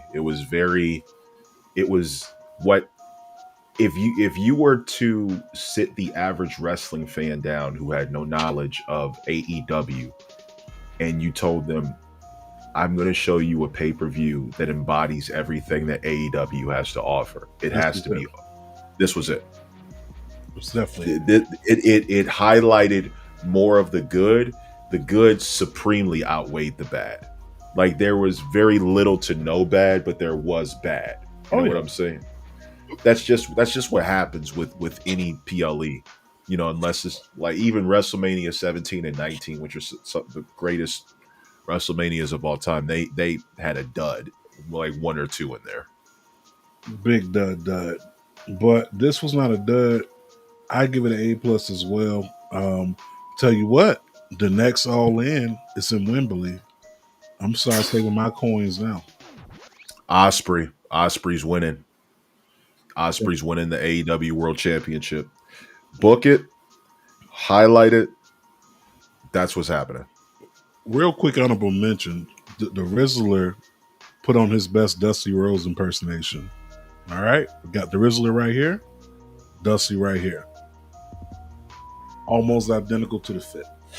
Now we got to talk about what really stole the weekend. Woo! the A+ show for the weekend. Yes, I'm not gonna hold you, bro. WWE was inside the mud after Saturday. They were in the mud, okay? Don't get me wrong. Hangman opened up the title. Case received the title and shit. But WWE was in the mud. Then Evolution happened. And we had some great guests stopping by. Jazz was inside the crowd, who just signed on with TNA to remain a producer. Mount Rushmore of black female wrestlers. Mount Rushmore, former guest on the show. Listen, I'm happy for Jazz. And I'm happy she got her flowers. I'm also happy that Jacqueline got her flowers that day. And Ivory got her flowers that day as well. But I cannot be remiss if we did not talk about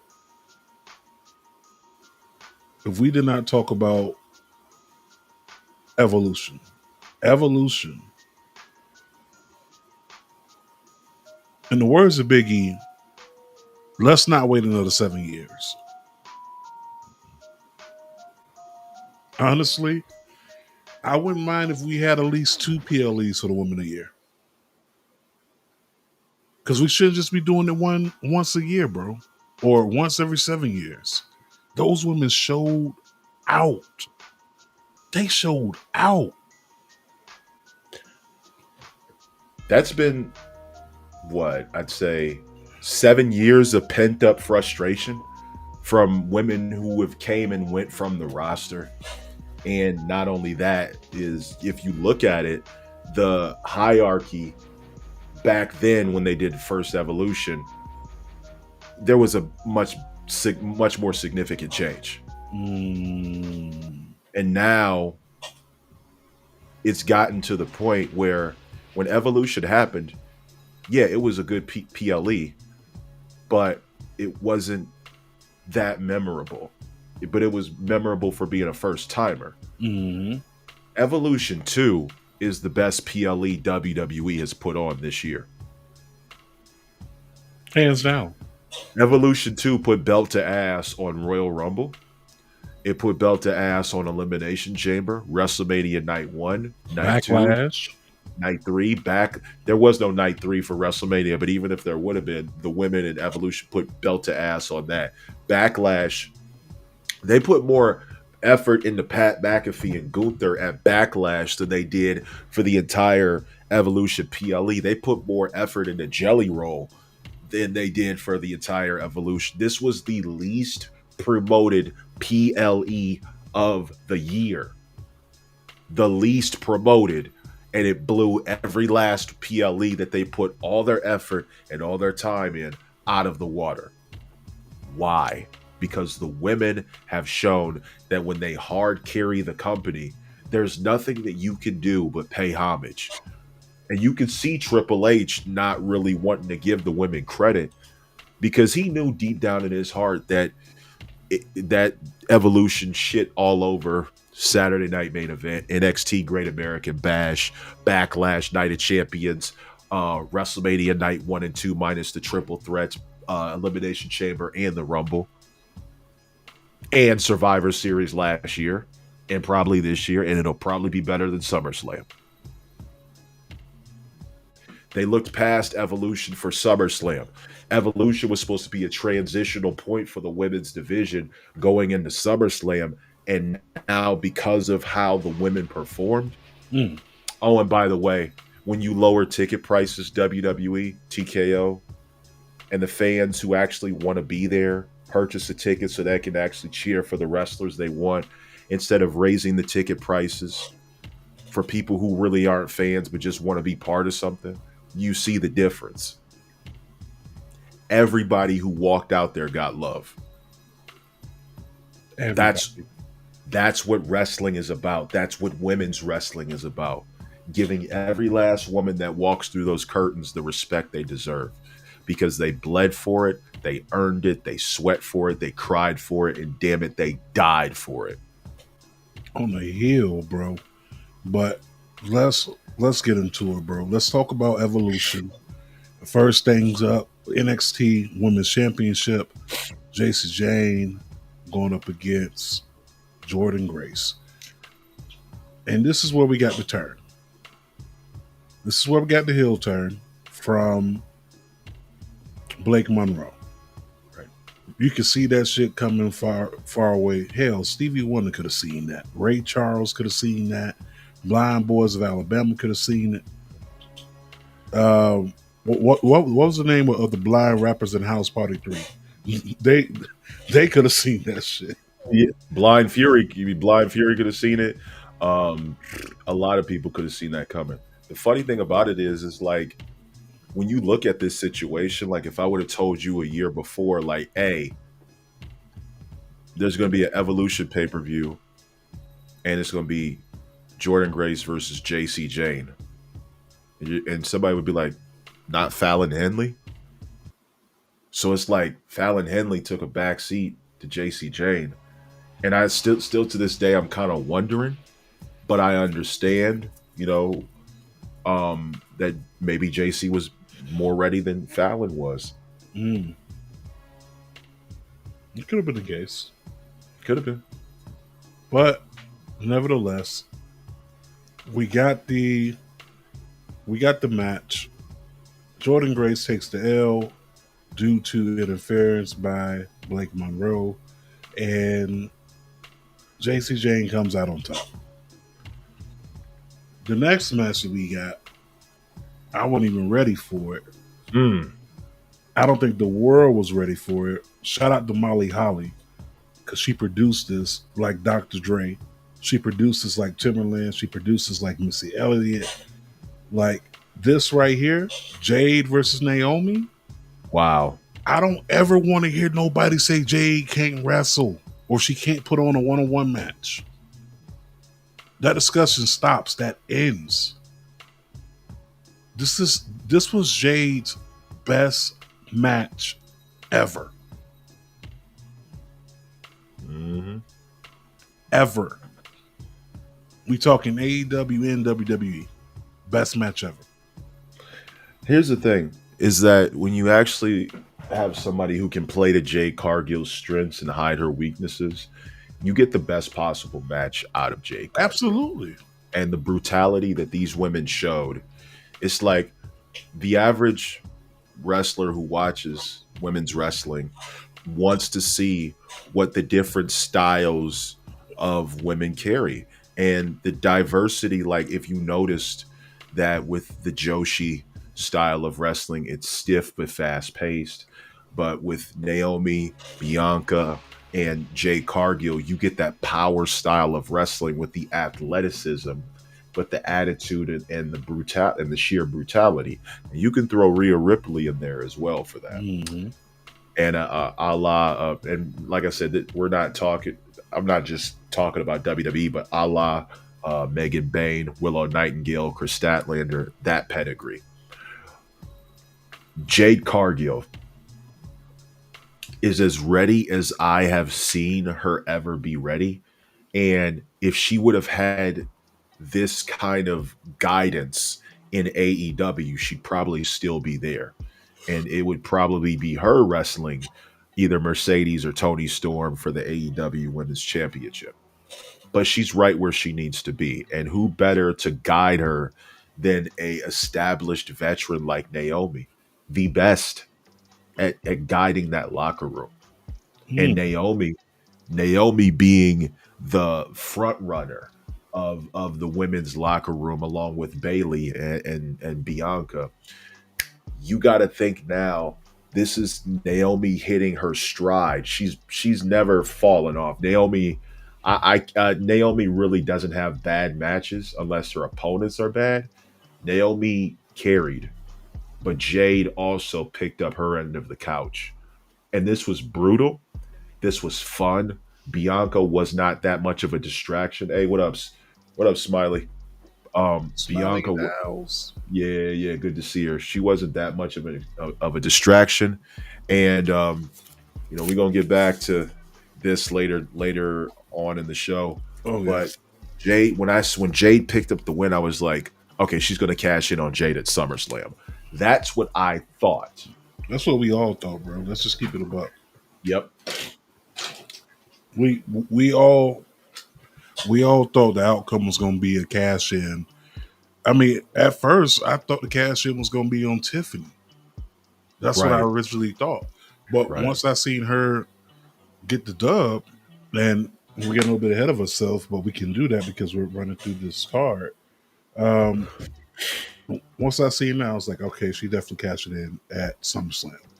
Right. But needless to say, Jay does go over. Very dominant win. Naomi ended up fucking her nose up or whatever. It wasn't dominant because she had to earn that shit. Because Naomi was putting belt to ass The whole for match. for a good percentage of that match. So I can't call it a dominant win. Because Naomi was giving Jade some fucking trouble. Yeah. She gave her all she could handle. She did. And I enjoyed it. The crowd enjoyed it. I mean, the crowd was so deafening for that match. Naomi, hats off to Naomi, hats off to Jade. Very great match. Let's talk about the Battle Royale. Yes, the Battle Royale. This was good. Better than Royal Rumble. I ain't gonna hold you. Better than the women's, I'll tell you that much. Yeah, that's what I'm saying. Better than the Women's Royal Rumble. This match was definitely better. I picked Stephanie to win. You did? Yes. Yeah, you did. You picked Stephanie. I think we all picked Stephanie Vacquez. I think we all did. Because I was like, oh, she's not on the poster. That means she's winning. I have this weird theory that like the less promoted person usually wins. So, well, let's talk about it. Who do we have in this match? We had the Pitbull, Ivy Nile inside the match, Selena Vega, Julia. We also had Lola Vice, Michin, B-Fab. We also had Miss Parker. We ain't gonna let a nigga. We had Miss Parker inside the match. Lash Legend was in the match. Maya, aka Kalani Jordan, newly engaged. Her and Genuine got engaged, aka Carmelo. We also had Candice LeRae, Tatum Paxley, who got thrown out like right away. We also had Chelsea Green. Izzy Dame. Yo, why does Izzy Dame back there look like Tiffany Stratton? She does. You took the words out of my mouth. You had the Secret Hervis, my other wife, Nia Jax. You had Natty, and you also had what's the girl name from Maxine Dupree? Maxine Dupree. Let's give a shout out to the NXT women's roster. They held that shit down. Here's the thing. The NXT women's roster has been the focal point, for a lot of the flack that has to make up for the fluff in NXT. The women's division hard carries NXT. You take away the women's division, NXT loses every ratings war against AEW. It's the women that make NXT what it is. It's the women that makes WWE what it is, period. The women's outside of Roman in the bloodline, and maybe Punk. And maybe Punk. The women's division is carrying that company. And for them to put zero emphasis on promoting this event, but we still got this great outcome. I mean, let's talk about Kalani Jordan being dominant and having that Kofi Kingston like moment, walking back the ring on her hands. I think she did it better than Kofi. You know why? Because when she did it, here's the thing: she didn't have nobody to boost her up. She had to use her own body weight to do it. And when the Miz did it, like, it kind of gave Kofi a chance to like get himself set. Kalani had to do it from the ground up. And if you remember, and I want to say it was the first Women's Royal Rumble, Casey, what's her last name? The girl who was with Kaden Carter, Casey Castarzo or whatever. Whatever her last name was, American Ninja Warrior. But she had this. She did the same thing. She did the exact same thing. She wrapped her. Now hold on. She wrapped her legs around the ring pole.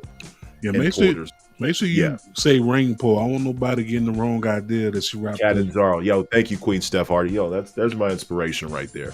That's who I inspire. Oh, speaking of Queen Stephanie Hardy, the Hardy podcast. Listen, we talked about asking the real questions. That's who you need. That's who everybody should inspire to be like. I literally said this. The questions that she asked to Naomi, we need to just shut off the conference room and just have Steph in there asking the questions at that point, because she's asking what we want to know. Yeah, she not asking like sitting in front of Athena asking her about Goldberg. Makes no sense. Getting back to what I was saying, Kalani did it better because she balanced herself on the rope and then like did like a pull up or like a roll up pull up, like skinning the cat, but like the opposite way in reverse. That takes a lot of body control, focus, muscle memory, dedication. Hey, that was incredible. That was incredible. I ain't gonna hold you, bro. Like, you know, Florida women are just built different. I'm gonna keep throwing that out there. Shout out to Florida. Shout out to Boynton Beach, Florida. Hey, shout out to Jacksonville, Florida. I was born there. You know what I'm saying? Like, Florida women just different, bro. They hit different. We've seen two Florida women go inside the no holds barred match, and they put on a banger. It's no surprise to me that Kalani Jordan shocks and awes people inside the match as well. We had the return of Nikki Bella, but that wasn't all. Wait, that's more. Give it to him. Who was the MVP of the match? Ladies and gentlemen, Lash Legend was the MVP of this match. The way that she manhandled Nia Jax, the way that she threw out Nikki Bella, the way she threw out Zelina. Listen, Lash Legend is the future of the women's division. I'm expecting a call up soon. I don't want her to win the NXT Women's Championship. I think that she's, and this is no disrespect, she's just better. She's already proven it. She's already. So is this like a Bianca moment, like how Bianca never touched the NXT Championship and she don't need to? I'm telling you right now, Bianca not touching the NXT Women's Championship was the best thing for her, because if you notice, when she made that transition into 2019 in the fall, going into Survivor Series, they had her built when she walked on a SmackDown much differently than when she left NXT. By 2020, she had probably one of the greatest Royal Rumble debuts in history, and then was officially on the main roster by WrestleMania 36. And then leading into Survivor Series, she almost ended up soloing Nia Jax and her team. And then right after that, Royal Rumble winner, on to WrestleMania, off to the races. You got your star. As soon as the pandemic comes back, they got their face of the women's division, Bianca Belair, right there. Lash Legend could have the same thing. Yeah, just minus the pandemic. I don't want to go through that again. I felt like time sped up after the pandemic. Not gonna hold you. I won't lie. That a lot of people hated the pandemic. For someone like me, the pandemic was one of my favorite times. I didn't have to deal with people. You know what I'm saying? I stayed home, went to work occasionally, played the game. Me and my wife had a hell of a time. You ask her, she'd be like, I'll take another state shutdown. Should Trick Williams be booked like Val Venus? I have no idea what you mean by that. Like, should he be like a ladies' man? No, probably not. Trick Williams should be booked how Carmelo Hayes was booked, but in NXT, but with more emphasis and more victories, with defining wins that are based on great stories, but make Trick Williams look more dominant. Getting back to speaking of that, Lash Legend, top tier, and I cannot. I see that they're going for her and Jada Parker, and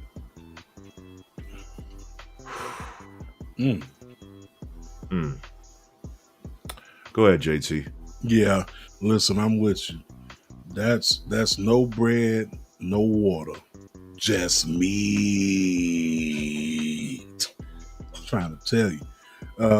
Speaking of, bruh, so after Stephanie Van Kier wins the match, Stephanie McMahon comes out and interviews her. So of course everyone remembers the famous tweet. White women, after they say gracias to the waiter at a Mexican restaurant, she leaned into it, bro. She spoke Espanol. And I fucking died at home, bro, because I'm like, she is definitely on these apps. Steph sees it. Steph sees that, and I think she did that on purpose. But the funny thing was, it wasn't cringeworthy. No, and it made the show better because it was a moment that was like subtle comedy. Like if you do, you do. But if you don't, it's not like you were left out. Right. And again, I can't think of anybody who was, besides the women in the locker room, who were more happy for this to happen than Stephanie McMahon. This was like her dream. And again, congratulations to Stephanie Vakir. Can't wait to see what you do in Paris. Nah, real talk. Moving on from there, we did skip over the opening match. The opening match was actually the triple threat match between Two Wangs, aka Bird Lady, aka Lara Valkyria, versus Becky the Man Hogan versus BBL Thicko Belly inside of a triple threat match. Hey, don't do Bailey like that, bro. You right. It ain't a BBL, but it was catchy when they said it. Nia was diabolical for saying that. Hey, that's Beto. That's what Nia's has to do. Look, these are conversations that me and Nia be having in my mind, of course, in my mind. But yeah, we be having these conversations. No, but this triple threat match, 8. This shit 8, bro. Like, yeah. I was genuinely shocked. Like, Lyra looked like she belonged in the ring with those two. We wanted to see that too. We wanted to see it, but she didn't look like someone they was trying to put into the position of being that next person. She literally looked like she was already there. And the back and forth exchange, Becky Lynch pinning Bailey for the win. Becky gonna have to crash out soon. You mean Bailey? I'm sorry, not Becky. Bailey is gonna have to crash out soon. She's gonna have to crash out soon because at this point, you might as well just bring me back Hugger Bailey. Oh no. Listen, that version of Bailey is dead and gone and it ain't coming back. I said the same thing about the Undertaker when he was American Badass too. Yeah, but the thing was with American Badass Undertaker, you knew that this was a new character that they were trying, and at any point he could go back to the dead man. The thing is that Bailey's outgrown this persona, and since we've seen a dark side of her, it's like you can't return to that and be for the kids. You can't. Why not? Hulk Hogan did it. Hulk Hogan, listen, here's the thing. You can swindle people the way that Hulk Hogan did, but people see through that BS eventually. And that, I'm not saying that Bailey she could go back to it, but it just wouldn't have the same feel because we've seen Bailey grow. And Bailey is at a point in her life now where she's a leader and she has to lead. And like the Hugger was a chaser. She was chasing that spontaneous spot to become the leader. And when she finally got it, the fans turned on her. They turned on Bailey, which eventually led to the role model. So by when you cross over into that plane of no return, and then you finally win the fans over, you can't go back to being a hugger. No, nah, Can't be a hugger, SA. Okay, I got you. But this match definitely ate up. cooked. Cook, Becky walks out as champion. Then we move on further on in the card. Then we get to the tag team match. Which was also incredible. Okay, I think. Oh, he's speaking about Trick Williams. He think he should be a ladies' man. Plus, I think Carmelo Hayes needs to be in a faction like the Street Profits and B-Fab. That last part, I agree with you on. And now look at what he said under that.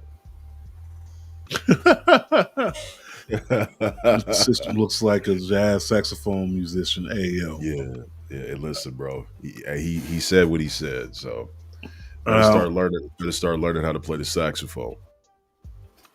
You know, my dad used to play the sax, bro, and I actually dibble dabbled in it, so I don't know if he actually knows me. But we had a dope match. We had Raquel Rodriguez Gonzalez going up and Roxy Perez going up against the Kabuki Warriors, Asuka and Kairi Sane versus Flair and Bliss. Twisted Royalty, I guess. Yeah, I guess we Twisted Royalty versus Soul Ruka and Zarya. I'm not going to hold you for a second, bro. This was probably the best that Raquel Rodriguez has looked. Do you know why? Tell me why. Kevin Nash. Kevin Nash did say that. She took his advice, and the way she moved, I was like, I couldn't tell if I was watching Raquel Rodriguez or 95 Diesel out there. Yeah, she was moving. She was moving, but everything that she did had purpose and it made sense. And I said, you guys could have gotten this back in 2023 when you were trying to build her up back then if you would have just let Raquel work like that before. But nah, they ain't want to do that. They ain't want to do that. They wanted her to have a certain image and be all smart. That's not Raquel. I mean, yeah, she has a beautiful smile. Very beautiful woman. Very beautiful woman. But very beautiful. Very beautiful woman. But someone like that, of that size and that stature, is terrifying if you are a small woman like Alexa Bliss. You don't want a Raquel Rodriguez charging at you like that. And that's the Raquel that I remember. Like NXT Raquel. Yeah. What was vicious. 10 times better. 10 times. Like you could put like NXT Raquel, NXT Rhea, and NXT Bianca. Those were like Black Air 1 energy. All three of them. Ironically, they had the picture where they were all champion after WrestleMania 37. Now this is your future of your division, and this is your current wavelength. With Raquel, now we have to see what more she can do. Build her up to take down Rhea. And remember, I was saying that from the match they had over there in Saudi, like that should have been the moment where they pulled the trigger on her. But yeah, it is what it is, bro. Raquel and Roxanne walk out with the tag team championships. But listen, that Soul Snatcher, woo, that Soul Snatcher, the Soul Snatcher was a highlight from the whole entire thing. But the other thing that got me was was when the Kabuki Warriors, that sequence they had inside the ring with what's the old girl name? I think it was either Alexa Bliss or Roxanne, but it was a sequence that they had in the ring, and I'm watching them, and they're doing the kicks and shit on them, right? I think it was Roxanne. Okay, it definitely sounded like Roxanne was on the receiving end of that. But you know what that shit reminded me of, and I'm telling my age here, but that reminded me of Kid and Play. You know when Kid and Play did the dance and shit, they were kicking the shit out of Roxanne. Like they literally hit the Kid and Play on Roxanne, bro. That to me was definitely top cinema. I Let me enjoyed ask the you. match. Let me ask you a question. How many times is Zarya going to accidentally spear Sol Ruka?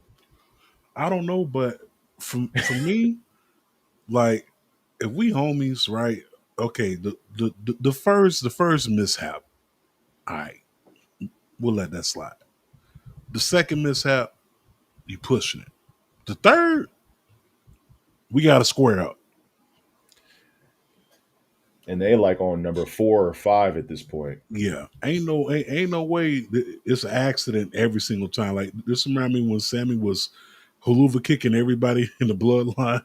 Oh, it was an Mhm. accident. It was an accident. No, Sammy, you did that shit on purpose. You could have pulled Karrion that. Cross was right. Yes, Karrion Cross has always been right. It's really the sad part, man. Karrion Cross has always been right. And that's just, it just goes to show you Cross is never wrong.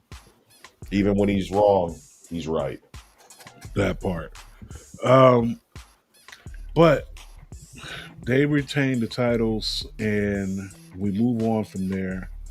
And from moving on from there, we get into the next match on the card, which would have been, I want to say, let's see, we already did the Battle Royal, we already did the Tag Team Championship. Tiffy and Trish. Tiffy and Trish. This, I enjoy this one. I enjoy this for the simple fact we had Mother Milk out there, okay? Mother Milk, Trish Stratus, Milk of Magnesia. We had her out there, and she looked damn fucking good. Again, She was hanging with Tiff. I think Tiffany was trying to hang with her, really. Reverse it. Flip it and reverse it. She was trying to hang with her. You know what I'm saying? Right. But that's a testament to just Trish being the GOAT. No, she's definitely one of the goals, bro. She up there. But wasn't it like a little part of you was like, oh shit, she may actually win this shit? A little bit. I was like, they wouldn't do that, would they? Because if Trish would have won, I'd have been like, okay, Naomi's cashing in. Just because Naomi could be like, I beat a legend, blah, blah, blah, blah. But I'm like, at the same time, I'm like, I don't know about that. So my thing is that, and I've said this on the Humble Roses podcast, it doesn't matter how many legends or big names Tiffany Stratton beats. If the fans aren't invested in you, They're just not invested. they're just not invested. Now, the fans were invested in the match because, championship match, high stakes. But what now? Now you got Jade Cargill gunning for you, and all signs point to Jade Cargill winning because you don't have that fail-safe option for Naomi to cash in and save, Tiffany from being pinned. No, you got to straight up now go through Jade Cargill. And I just do not see any scenario at all where Tiffany Stratton wins. Nope. It's over. She's doomed. It's You're over. dealing with someone who,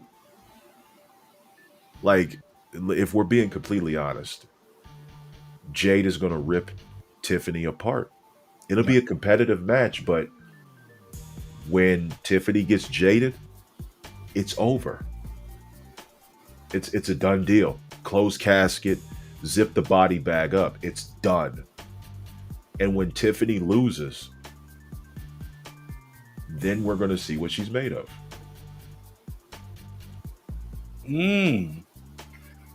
So, remember when I said when she originally won the title, it was too soon? Yeah. this was prime example of that because you don't know what to do with her at this point. And I don't necessarily think they ever knew what they were going to do with Tiffany. I think they strike when it was hot, and as soon as she got the title, it fizzled out. Like it fizzled out quickly. That, you know what I think it was? I think it was the Charlotte Flair feud. I think that killed all of Tiffany's momentum because we knew what was going to happen before it happened. Because we said, hey, it's going to be Tiffany and Charlotte at WrestleMania. But that promo for Tiffany against Charlotte did more harm than good. Yeah. Because it caused the fans to turn on her. And then after Charlotte had come out and said, like, hey, like that line hit me a little too hard because even though this is a wrestling promo at the end of the day, I still got to live with the fact that that hangs over my head. And my ex-husband, who I'm divorcing, is on the same roster as me. Same show. That's a lot to take in. That's a lot to take in. Like every time you're in the locker room, you got to see this dude.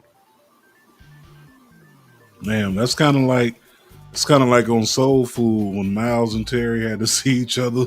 Oh my God. even after burying Big Mama, like Miles came to the dinner and shit. Sunday dinners, like you still gotta look at this thing. Yeah. But that's a testament though to Charlotte Flair. And like, you know, I wasn't big on Charlotte, you know, obviously just because of, I thought that, and I'll say this to anybody. I thought, I mean, we all knew like she was getting the love because of who her dad was. Yeah, Charlotte worked hard, but at the same time, her daddy played a part. Your dad played a big part. Yeah, that you can't deny that. You literally cannot deny that. But what gets me is how Charlotte responded to it, because she's human, and Charlotte could have acted unprofessional like she did against Becky when they did the title swap. But the way that Charlotte handled it, just my respect for her went up. And the fact that she's not chasing a championship right now, and the love that they gave Charlotte, she deserved that. She needed that. I think that was necessary. And her and Alexa Bliss being a tag team, that's great. That's where that's where I want to see Charlotte. Going forward? For right now, yeah. If Charlotte comes back, I want it to be when Jade is champion, so we could get Jade and Charlotte at WrestleMania potentially. But then again, there's other options because there's Jade and Rhea, there's Jade and Bianca. You know, we still haven't gotten any of them. If they're going to pull the trigger on Jade Cargill, then these are the matchups that we want to see. And not to even mention, like, we kind of breezed by the fact that Bianca was special guest referee inside the match. But did you see the way Bianca looked at Jade when she raised her hand? Like she was guilty. Right. So I think that's going to come into play. Mm-hmm. Bianca may end up winning the Rumble. When she may end up at SummerSlam costing Jade or revealing that she was really behind all this shit. What if there's a scenario where Bianca walks into the Royal Rumble next year and she wins and she has to choose between either Jade or Naomi? Dog, that would be great. Oh my God. Listen, we know that y'all watch this show because y'all have literally taken things that we said and booked that shit. I'm just, dog, that Naomi and Jade have to be champion at the same time. At the same time. Because then if Bianca wins, that means she has to choose whether to fight her best friend or her former best friend. And they could, another thing that they could do is they could introduce that at Survivor Series War Games, where Bianca has to pick a side. Pick a side. Choose or die. She either goes on Naomi's team or Jade's team. You could do that. And you could turn her there.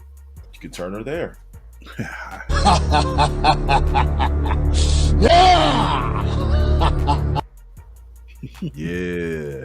That's what I want to see. All right, move on. I'm sorry. No, it's all right, bro. Moving on from there, we had that match. I think is it a main event time? It's main event time. So it's main event time. Of course, you know what it was. It was the match that everyone was like again, but Rhea Ripley's never beaten Io Sky in a one-on-one match. Never. It's never happened. So, with that being said, let's talk about it.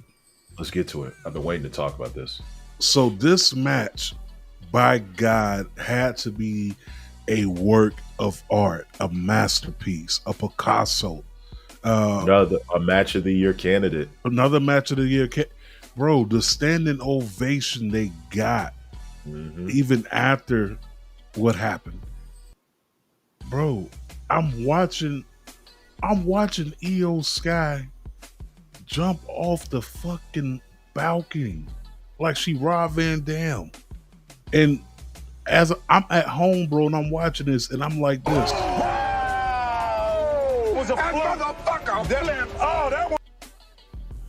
That motherfucker flipped. This was one of the and I feel bad for saying this, but it's like this is like incredible. It just every match just kept getting better. How is that possible? How is that possible? No, we don't know. Nobody knows, but we said it earlier. Evolution was better than WrestleMania. It was belt to ass. It put belt to ass. It was belt to ass on any PLE that they released this year. And I'm just keeping it a buck. The layout to it, and then having this viral moment happen where Naomi's music hits and the pop that she got was deafening, right? It was a deafening pop. She comes out and she says, hey, I want to go ahead and cash in, right? So she's there, the announcer's there, Aja's there, Asia's there, the referee, and they're all standing there looking at each other. And then there's some lame ass motherfucker in the background in the NWO Wolfpack t-shirt, thumbs down and booing it, right?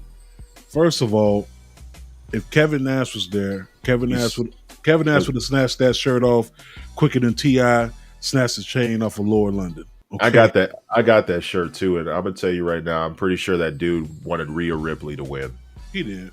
Yeah, that's what it was. But nobody cares about what you think, buddy. You paid a ticket to the show, you can boo, but guess what? Naomi's going to be champion. I mean, that's exactly what happened. So Naomi comes through, she cashes in, she gets the 1, 2, 3, and she walks out as champion, and the internet went crazy. This is what we've been wanting for Naomi since she returned back to the company. She should have had this moment last year, but anticipation is a motherfucker. Here's the thing. She hasn't had a title since, I want to say, WrestleMania 33. A singles title. Yeah. That was the last time that she won it, was in her hometown on WrestleMania 33. I was there, by the way. But she won it at Elimination Chamber 2017 from Alexa Bliss. Had to drop it due to injury.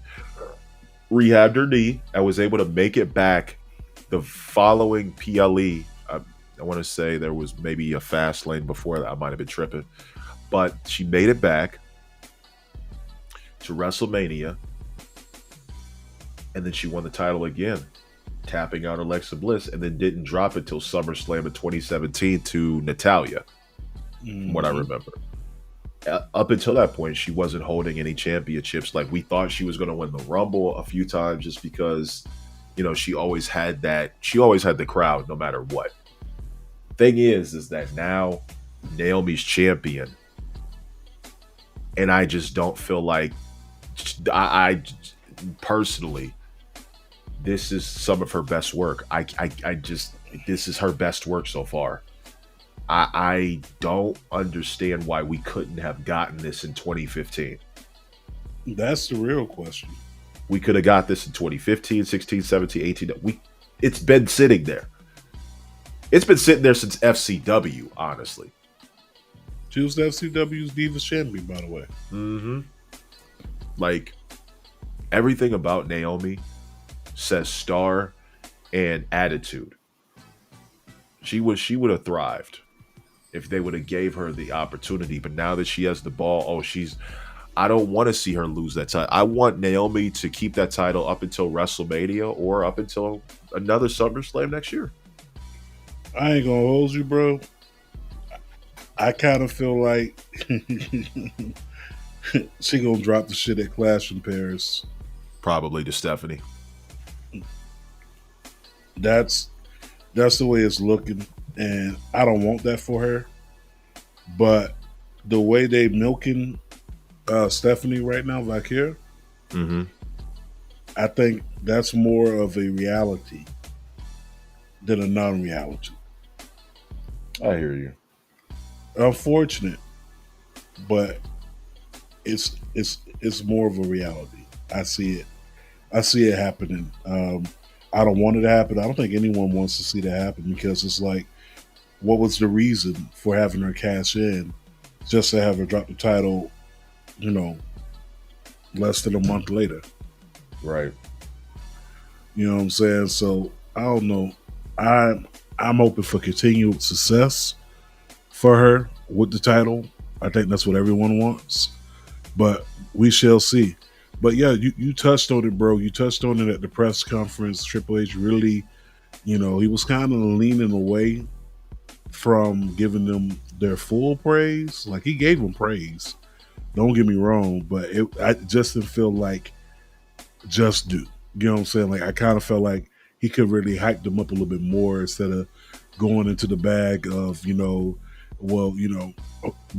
shouldn't have to have a separate women's pay-per-view and all that shit. But I don't know. I just think, honestly, like we've been saying for the longest, the women's division deserves more. They need to do this more.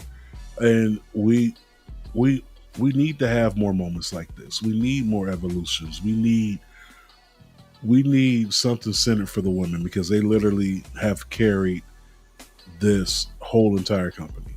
So hats off to the women for having quite possibly the best PLE pay-per-view this weekend.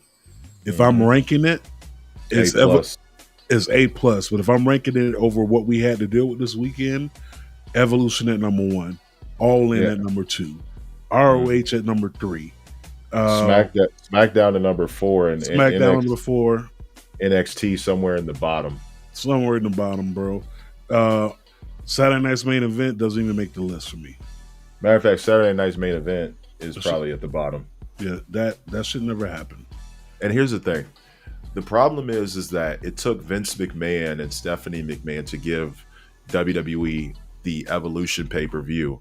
And Triple H was somebody who was talking all about opportunities, giving, I don't see talent. I'm sorry, I don't see color, I see talent.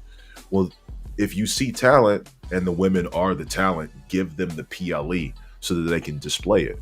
It's hard enough in the business that TKO probably doesn't want those women to be, I don't know, but I'm assuming somebody higher up really didn't want this PLE to succeed, and they were hoping it would fail so they could be like, see, this is what happens when we give the women a chance.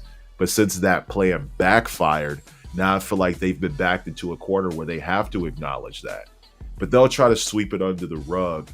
But the fact of the matter is these women have busted their asses to get to this point. I would like to see Evolution, if it can't be yearly, bi-yearly then. But if we're going to do that, put the effort into it. And also, if you're going to do it, yes, we got a deep roster at WWE, period. But I want to see you branch out. I want to see you grab some woman from TNA, grab some woman from NWA, grab some woman from Stardom. Well, they can't fuck with Stardom. Marigold. That's the other promotion. Triple A. Like Noah. Like, go grab some women off the indies.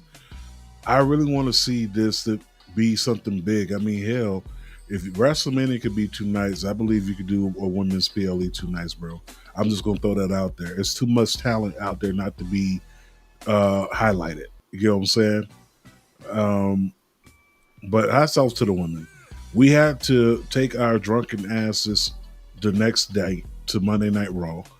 And when I say drunk, meaning drunk off all the wrestling that we got. We had a lot of wrestling that whole entire week. Starts a new week. We get to Monday Night Raw. And Monday Night Raw, more of chaos. This was Evolution Part 2, Part 3, right? Because they started out with 3 women's matches. A tag team match. Raquel and Roxanne going up against the Kabuki Warriors. Of course, Raquel and Roxanne come out on top. Finn Balor convinced Dominic to go out there to, be there ringside, do it for Liv. He goes out there, helps them win the match. Okay. Then we get from there to the next women's match. And I want to say that was, God damn. I'm losing my train of thought. I'm getting old. What do we have? You're not getting old, bro. What it really is what Kairi Sane wrestled. Did Kairi Sane wrestle on Monday? Yeah. See, tag team match.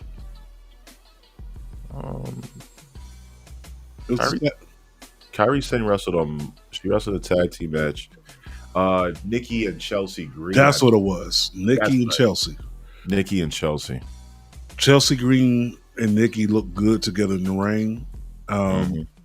Chelsea Green is honestly, you could put her anywhere on the card, she gonna succeed. Nikki Bella looks great to be coming back to the ring after taking this many years off. Naomi cut a promo. Oh my! I don't understand what you just said, but I don't understand that was the most rush hour line ever. Like, do you understand the words that come out of my mouth? Nobody understands the words that's coming out your mouth. Like that was, people online. Oh, Naomi's Naomi's not racist. Okay, Naomi was simply playing the heel. Soft. Yeah, stop being soft, bro. Like, she was literally playing the heel. Then we end up getting big news for SummerSlam. SummerSlam, we end up finding out that we having us a good old-fashioned triple threat match for the Women's World Championship. So we got the Women's World Championship already inside the picture, already booked. Like, they booked so many matches Monday that this shit already looks like half the card is full. It's already there. Like, they booked. I'm sorry about that. They end up booking the triple threat match. We got that done. We got Jade and Tiffany Stratton. We know, dude. We know. No, I didn't know that. Why didn't you know? How do you know? How do you know? How you know? How you know?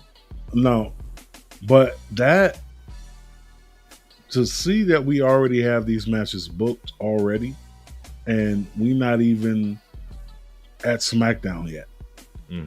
We not even at SmackDown, and we already have this match booked.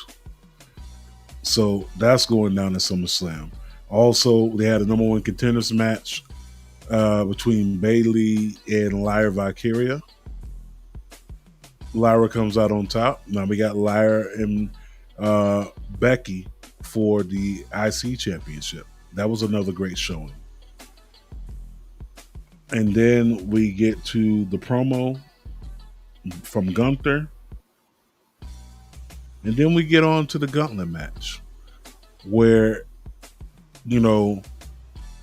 they asked Paul Heyman for an update. We don't have an update.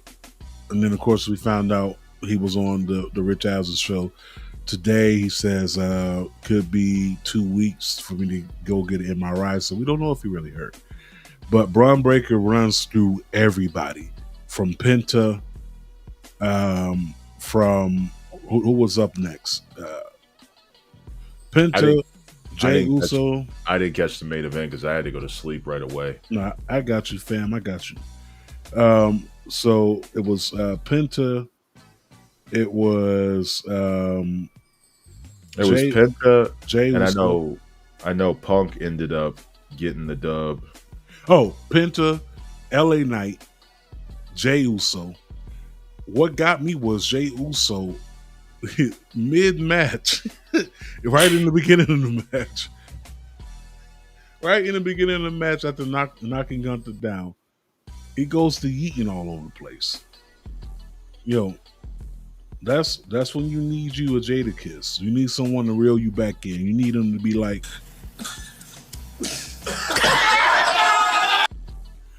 you know what I'm saying? You gotta reel you back in, bro. Like you Take your dap back.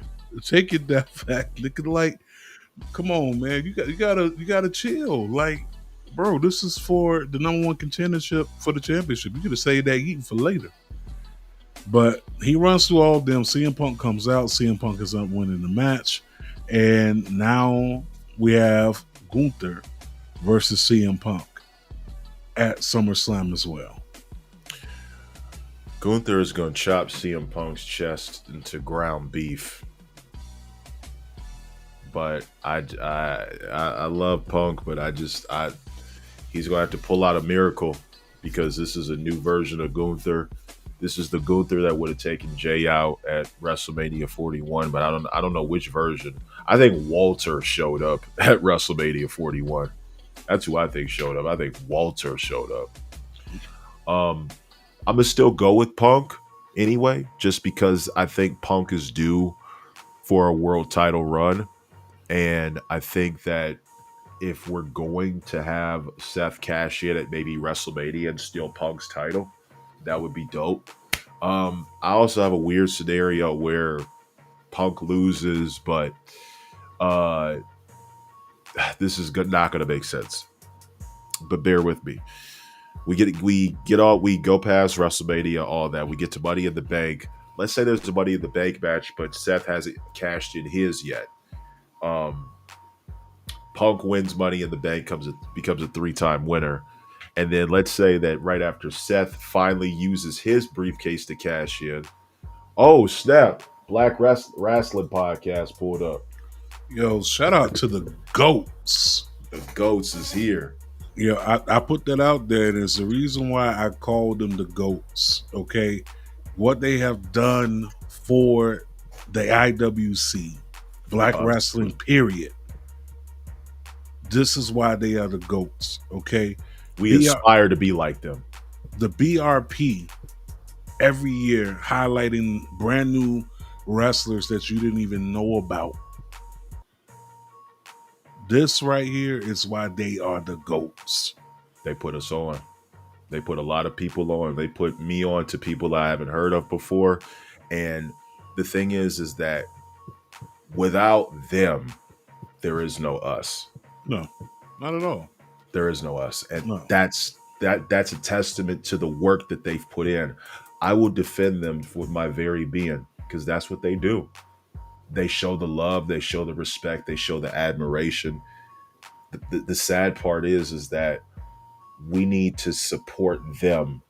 They don't have to support us, but we'll support them because they need our support, and we need more Black wrestlers giving them the support and not tearing them down. Yeah, real talk, man. Real talk. Like, honestly, BRP definitely put me on to a lot. Yep. Behind the scenes and on the scene. Like, so admiration and love always gonna be there, man. Salute to the GOATs, the king and the queens of BRP, man. Shout out to the whole cast and crew, man. Let me write some articles for y'all too. You know what I'm saying? Let me definitely write some articles for y'all. Come to the Humble Roses podcast. Come to the Marks with Mike's podcast. Follow me on Twitter at King Dallas Cash. I already rock with y'all. Like I said, anytime the BRP comes out, and check out the BRP 50. especially that issue with Naomi on the cover. Like they they already called it before it happened. Hold on, real quick. I need the hard copy of that. I'm gonna hang that motherfucker right here. It's gonna go right next to the Black Panther. I need the hard copy of that BRP 50. Make that, honestly, y'all need to make that available, put that on the website, sell that, because that is art. That whole entire article was art from top to bottom. I need that. They are, and I don't want to say this without, I don't want to be offensive, but listen, remember when the Source magazine came out and people were calling it the Bible? That's what Black Wrestling Podcast is for podcasters like us. And the BRP 50, man, real talk. That BRP 50 is the Holy Grail. It's the 10 Commandments, the 50 Commandments, the Tabernacle. It's everything. Hang that shit at the Louvre, bro. Like, yeah, we love what they do, man. Yeah, real talk, man. Shout out. But Raw was a good show. It was a good show.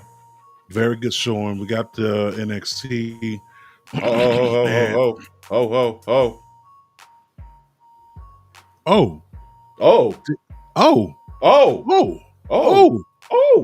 My tribal chief. Listen, yeah, I apologize for my outburst. We love y'all too, BRP. We love y'all too.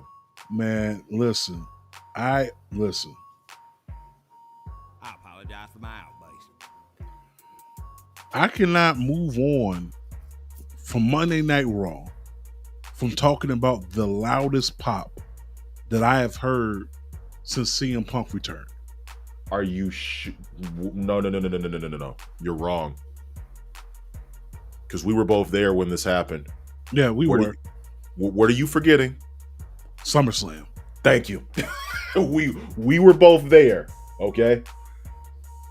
We both heard his music, and then we couldn't hear his music no more. That's exactly what happened this past Monday. Yeah. Roman Reigns returning, helping Jey Uso, helping CM Punk. Right. Didn't even offer to help Punk up, just looked at that motherfucker like, you got it. Helped up his right-hand man, Jey Uso. And it looks like that they're setting up for SummerSlam. It's going to be Roman and Jey going up against the Brawns.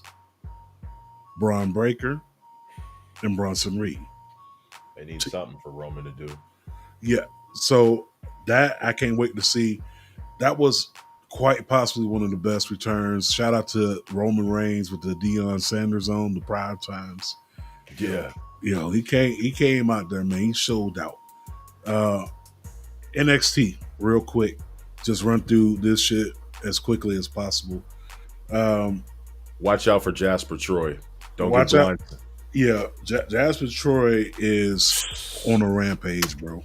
That's what I need to see. And do the same thing with Tyra May Steele, please. Get it done. Now, let's talk about NXT. So, NXT, we had a couple things pop off, man, for NXT. First thing we had pop off, we had Dark State going up against Mike Santana, Trick Williams, and Joe Hendry. They were one man short, and they end up getting help from the system,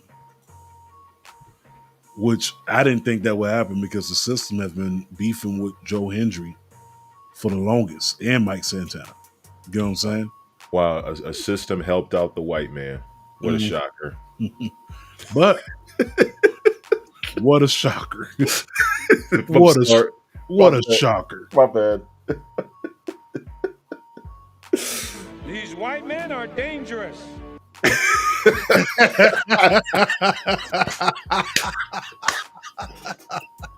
I got that on my phone. Did you put that on there or did I put that on there? Because I put it on, bro. Yo, I like how you and I have like the same We video. here, nigga. We here, bro. We here. One other part I forgot to mention from Raw. I'm sorry. I know I'm supposed to be talking about NXT. Did you see when Dominic and AJ Styles were in the back and they were praying, both praying to God at the same time? Bro. The first thing that reminded me of was the Johnson family vacation when they were praying over the food. The time that you burn down all the bushes around the house because you got tired of going outside getting your own switch.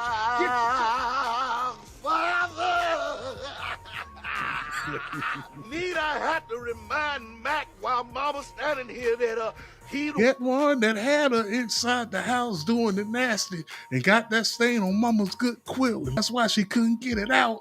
Like, yo, listen, that's diabolical, bro.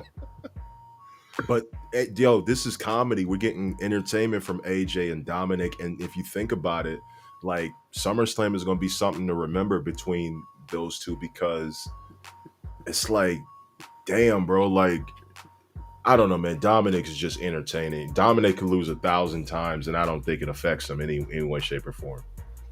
I'm trying to tell you, that's Uncle Willie's son. No, that's Eddie's son for real, bro. That's Eddie's son for real. But let's get into NXT real quick, man. So the system showed up, and of course they end up the match ends up being a no contest. Then we had Carmen Petrovic going up against Kylie Armstrong, the Evolved champion. That was a pretty. That was also a non-contest as well. So we had two non-contests back to back. Then we had the Olive Garden niggas. What did you just say? The Olive Garden niggas. we had the D'Angelo family.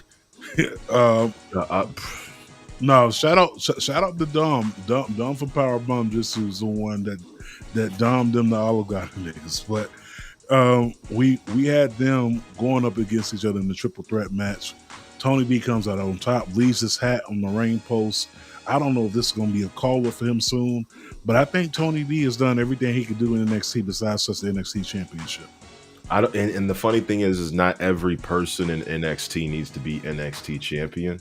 I think what it is there's some better things for Tony D'Angelo to do. I would like to see him on SmackDown, but SmackDown is very crowded as well. So it's like, where does he really fit in? And I think sometimes the best place is just staying in NXT. And because right now the roster is crowded. Imagine how it's going to look when Ethan Page, Ricky Saints, Oba Femi, and Jasper Troy, like they all go there. You know, sometimes the worst thing that can happen to you is getting called up to the main roster. Yeah, and seen that. And they don't have anything for you. Yeah, didn't we see that happen with Bobby Roode? Like, we saw that happen. Let me give you an example, bro. Remember when they announced Tommaso Ciampa and Johnny Gargano were coming up to the main roster? Oh, you talking about the first go round? Yeah. And then they were like, yeah, nah. And Johnny was like, yeah, I'm going back to NXT. Probably the smartest thing him and Ciampa did. Get me up out of here. Get me up out of here, man. They talking crazy. Yeah. That was probably the best thing that they could have did. Right. We move on from there. Tony D'Angelo comes out on top, like I mentioned.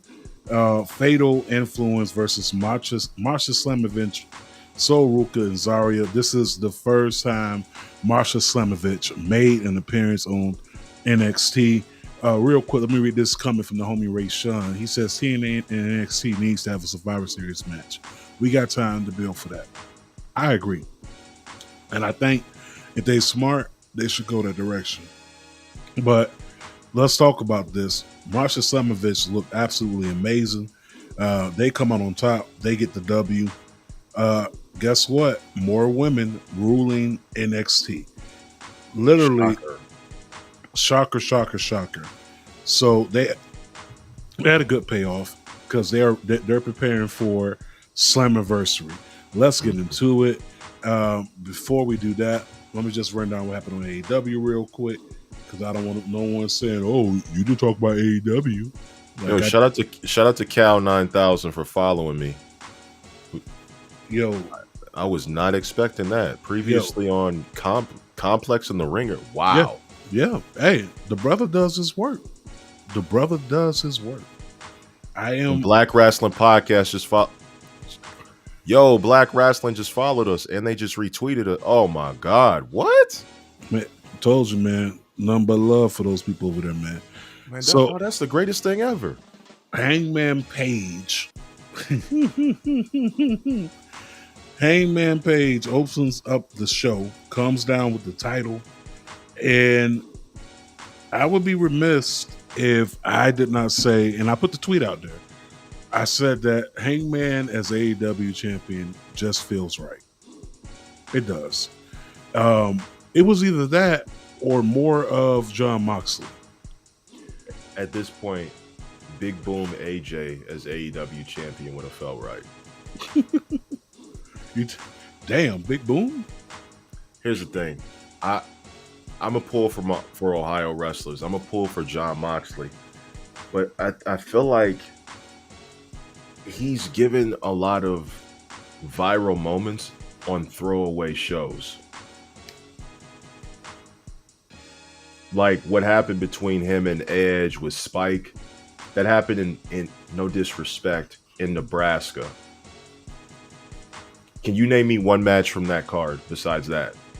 No, I really can't. That could have happened at All In. That could have happened at Wrestle Dream, Forbidden Door. But the sad part is that Jon Moxley does great work. It's being oversaturated by bad booking and no story. But this one had a story. Yes, of course. And of course, if you're following us, we're talking about Dynamite!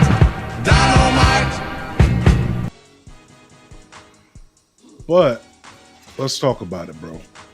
Hangman Page comes out with the drip on, and he comes out. Tony Schiavone announces him, and the first thing I could think of is Walker Texas Ranger, bro. Comes out there, Walker Texas Ranger fit on.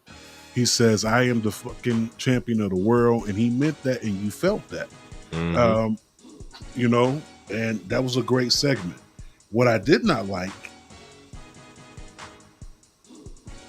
it had nothing to do with the matches. The Kyle Fletcher match he had with Mascara Dorada, that was one of the best matches I've seen Kyle Fletcher in. The Don Callis family with the Young Bucks versus Jet Speed, Bandino, and Brody King. That match slapped. Match slapped. Yes. When I tell you, replay after replay. But again, when AEW is like this, it's like this is what we've wanted out of this company. Keep giving us stuff like that. That's what they did at All In. That's what they did on Dynamite. Yeah, they really followed up well. Hats off to AEW. Colt comes in, cuts a promo. First of all, I don't know what the fuck he was doing at All In, posing, waiting for the fireworks to go off. Bro, hold on, bro. I got something I got to say about that. Talk. Hey, bro, if I'm ever getting jumped and I see you come out and you start posing, when I recover, I'm whooping your ass. No, real talk, bro. This reminds me of when Bianca Belair was getting manhandled by Charlotte Flair, and Rhea Ripley comes out to help, but she does her entrance first. just like she does the stomp and everything, and Bianca's getting like the shit beat out of her, and like it's like the Jeff Hardy. The Jeff Hardy, the Jey Uso when Jimmy was getting jumped. Like you could keep going down the list. Like, why is y'all niggas dancing before y'all go save somebody? Like, why are we posing? Like, yeah, we know it's you. I think they had to taunt farm their special. Like this ain't fucking WWE 2K25. Like y'all sitting there taunting on the ramp while I'm sitting here getting ready to get my head smashed in with a concerto. You want to sit there and pose for the camera. let the fireworks go off. But no, Cope cuts the promo saying that maybe he didn't come back to save Christian. Maybe he came back to go ahead and handle business with FTR. Stokely comes out with Kevin Q. And he says that he is banned from interfering with FTR. Period. Okay, that happens, right? Move on from there. After seeing that segment go down, Stokely gets speared. Then we get on the 100K four-way. So we over here fighting for money. Chris Statlander, Willow Nightingale. What's the little spider girl name? I keep messing her name up. I keep saying Thekla, but it's like Thela or something like that. Thekla. Y'all know the fuck we talking about. Anywho. Oh boy. And Queen Aminata. Listen, if fucking if Nikki Bella can mess up Stephanie Valkyra's name, Stephanie Vakwe, and still end up being cool, I guess we cool now. Yeah, but we don't have Nikki Bella's status though. No, we don't. But guess who ends up winning the match? The same person that we can't pronounce the name. So she won the 100K from interference, of course, from Julia Hart. And then Aminata had the shoulder up too. Yeah, but you know they ain't gonna respect it. Okada had a match with Rafael Quintero, which he ends up pretty much smashing it real quick. I mean, it was over with. Hey, yo, what? He ended up what? Pause. He did what? Pause. He did what? He smashed what? Yeah, he ended up running through homie. Pause. Hey, bro. He ended up winning the match. My bad. Just won the match, bro. He won the match in convincing fashion. Queen Jabinata, that's fucked up. He said that earlier in the match. Earlier in the night. Yeah, yo, this is what took me out. Why is the Death Riders facing Hangman Page right after All In, bro? Like that made zero sense. Like let Hangman think it's sweet and then creep up on him and then respark that. But to respark it directly on Wednesday, like come on, where's the anticipation at? They trying to run this Death Riders thing into the dirt, and it's like I don't know. I don't know. But I got nothing for it. AEW Dynamite ended up being a pretty good follow-up from All In. Let's go ahead and get into why we really here. Slammiversary going down Saturday in New York, Long Island to be exact, UBS Arena. It's going to be a pretty dope time. They got a softball game going on the day before. You'll be there too, right? Oh, yeah. I'm pulling up to the softball game for sure. Yeah, Marshall Mites will be inside the building. Myself and Cheech will be there. We also have one half of the main event. Mama's showing up, Tanisha. She's going to be there as well. Is she? Yeah. Yeah, she stays in New York. Yeah. So I'm going to give her my extra ticket. But I wish I can give her mine. Yeah, that way we can have both of them there. That would be dope. I almost called it the wrong damn thing. Slammiversary. And it's Thekla, by the way. That's how you say her name. But Slammiversary. Are you sure? Because are you sure that's how you say it? Because I remember hearing somebody say it without the K. I don't know. The K is there, but it's silent. It's like the Django, but the D is silent. I don't know. But let's talk about it. No particular order. Slammiversary. We got the Elegance brand going up against the Inspiration. Former Iconics. Who you got? Personally, I don't want to go against Ohio. You know what I'm saying? Because we stay out here. But I think that the Inspiration might end up taking this. Ash had opened up her chat on her OnlyFans, and I was like, should I ask if... No, I just kept it moving. Why did you take the glasses off and look at me like that? So, you on the OnlyFans, bro? No. Okay. She had it open. Like, she's like, oh, hey, you can get it. You subscribe for free and chat with me. And I'm like, no. I feel like dignity kicked in. Like I was about to ask her for an interview, but I'm like, yeah, I don't think this is the place to do that. No, not OnlyFans. Hey, real quick, I know I just subscribed to this freaky ass site, but can I get an interview? I'm like, no. She ain't here for that. She was like, let's chat. I'm like, something about this feels dirty to me. I don't feel right. It don't feel right. So speaking of not feeling right, who you got, bro? I got the inspiration, but I sorry, Ash, prove me wrong like you always have. Okay. I am going to go with Ash by Elegance as well, because I don't think they're just going to snatch the titles and put them on the inspiration that quick. Cedric Alexander, Mustafa Ali.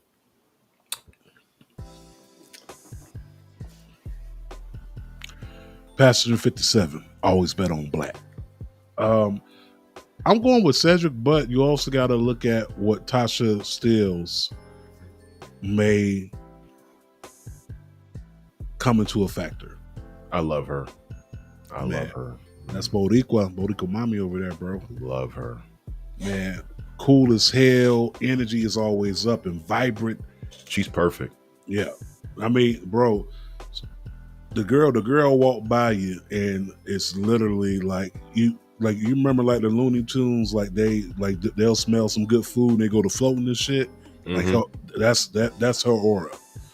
But I don't know, bro. I think that we can have a monkey wrench thrown in the game by her. So I'm going to rescind my pick, and I'm going to say Mustafa Ali. Okay, fair enough. Moving on from there, Tessa Blanchard versus Indy Hartwell. Okay. I hope both of them lose. I'm going to be honest. I don't care about this one. I hope Indy win for the culture. She had some very disparaging things to say about sinners, so therefore. Oh yeah, you're right. She didn't know no better, bro. You know, sometimes you don't know no better. Sometimes you got to find out. You know what I'm saying? No, but I'll go with Indy just because I think like I'd pick anybody. I'd pick my own worst enemy against Tessa Blanchard. But you know where this is going to lead to, so. Yeah, we do. Yep. Moving on from there. It's very sad where it is going to lead to. Tell you what it's not going to lead to. It's not at all. It's not going to lead into a championship match with, of course, Marsha Slamovich going up against JC Jane. No, it's not going to lead up to that. But speaking of, winner takes all, TNA Knockouts champion versus NXT Women's champion. Winner takes both championship. Who is going to be the double champ of both companies? Masha Slamovich. Only because since Trick Williams took the TNA World Heavyweight Championship from Joe Hendry, I think that in return, the NXT Women's Championship is going to go to Masha Slamovich. And I think Masha's secretly going to transition over to NXT. What? Hold on, wait a minute. You think Masha's going to transition to NXT? You think it's going to be her being permanent? Or I think the deal's already been done. I don't know, bro. I'm about to ask Carlos Silva about that, man. I think the deal's been... Hold on. What'd you say? I'm about to ask Carlos Silva about that, man. Okay, how you know? I know them very well. Okay. How you know? Nah, I'm gonna just pull because Slammiversary is gonna need something shocking. No, So, it is. I mean, Trick won it at Battleground. Masha can win it at Slammiversary. She can make history. What if Goldberg shows up at Slammiversary? What did you? Let me tell you something about Bill Goldberg. Let me tell you something about Bill Goldberg. He better never show up in TNA.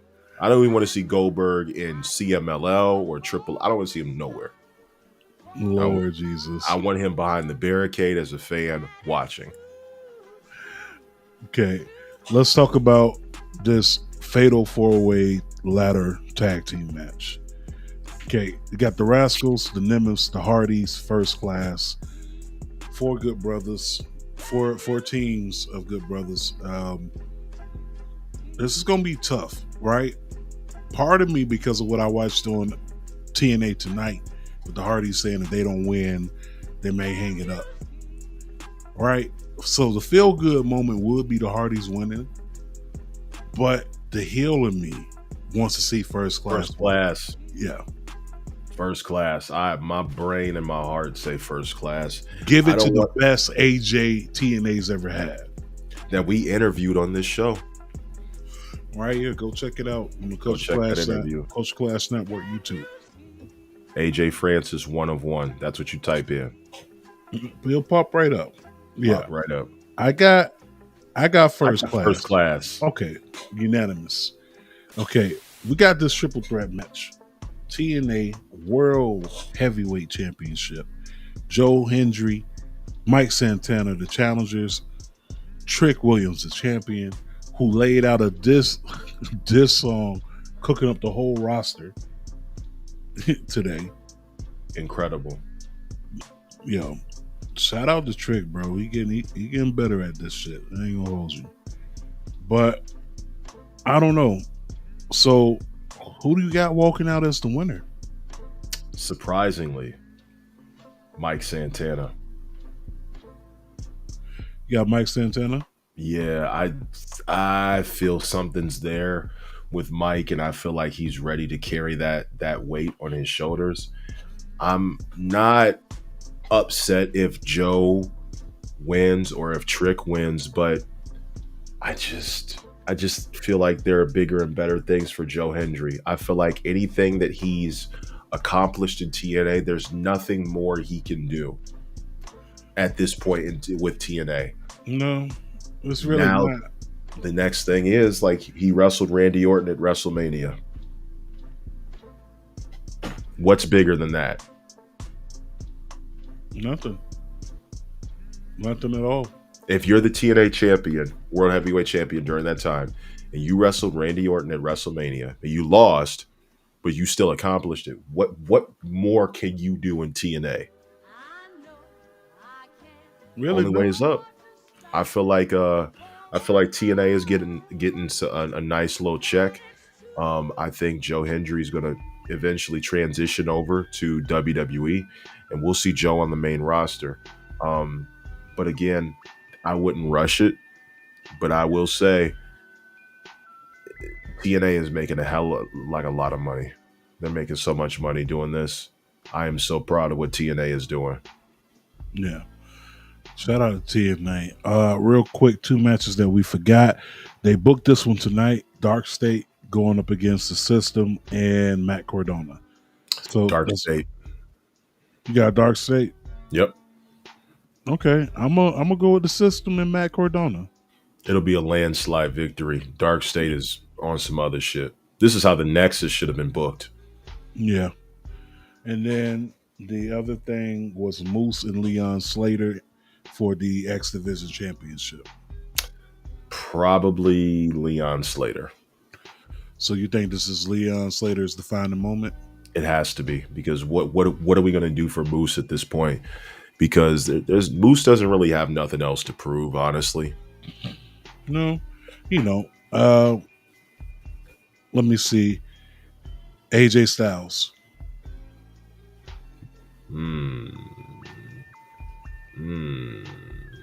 Yeah. I think AJ's showing up, and I another person I think is going to show up at Slammiversary, Kurt Angle. I think Kurt Angle, and I think Drew McIntyre. Those are my 3 picks. I'll throw in a pick. Who? Christopher Daniels. I'll give you that. I'll give Christopher Daniels. But we had a lot to cover. We ran through a lot of this shit, and we are over the allotted time from the people that are allowing us to do this podcast.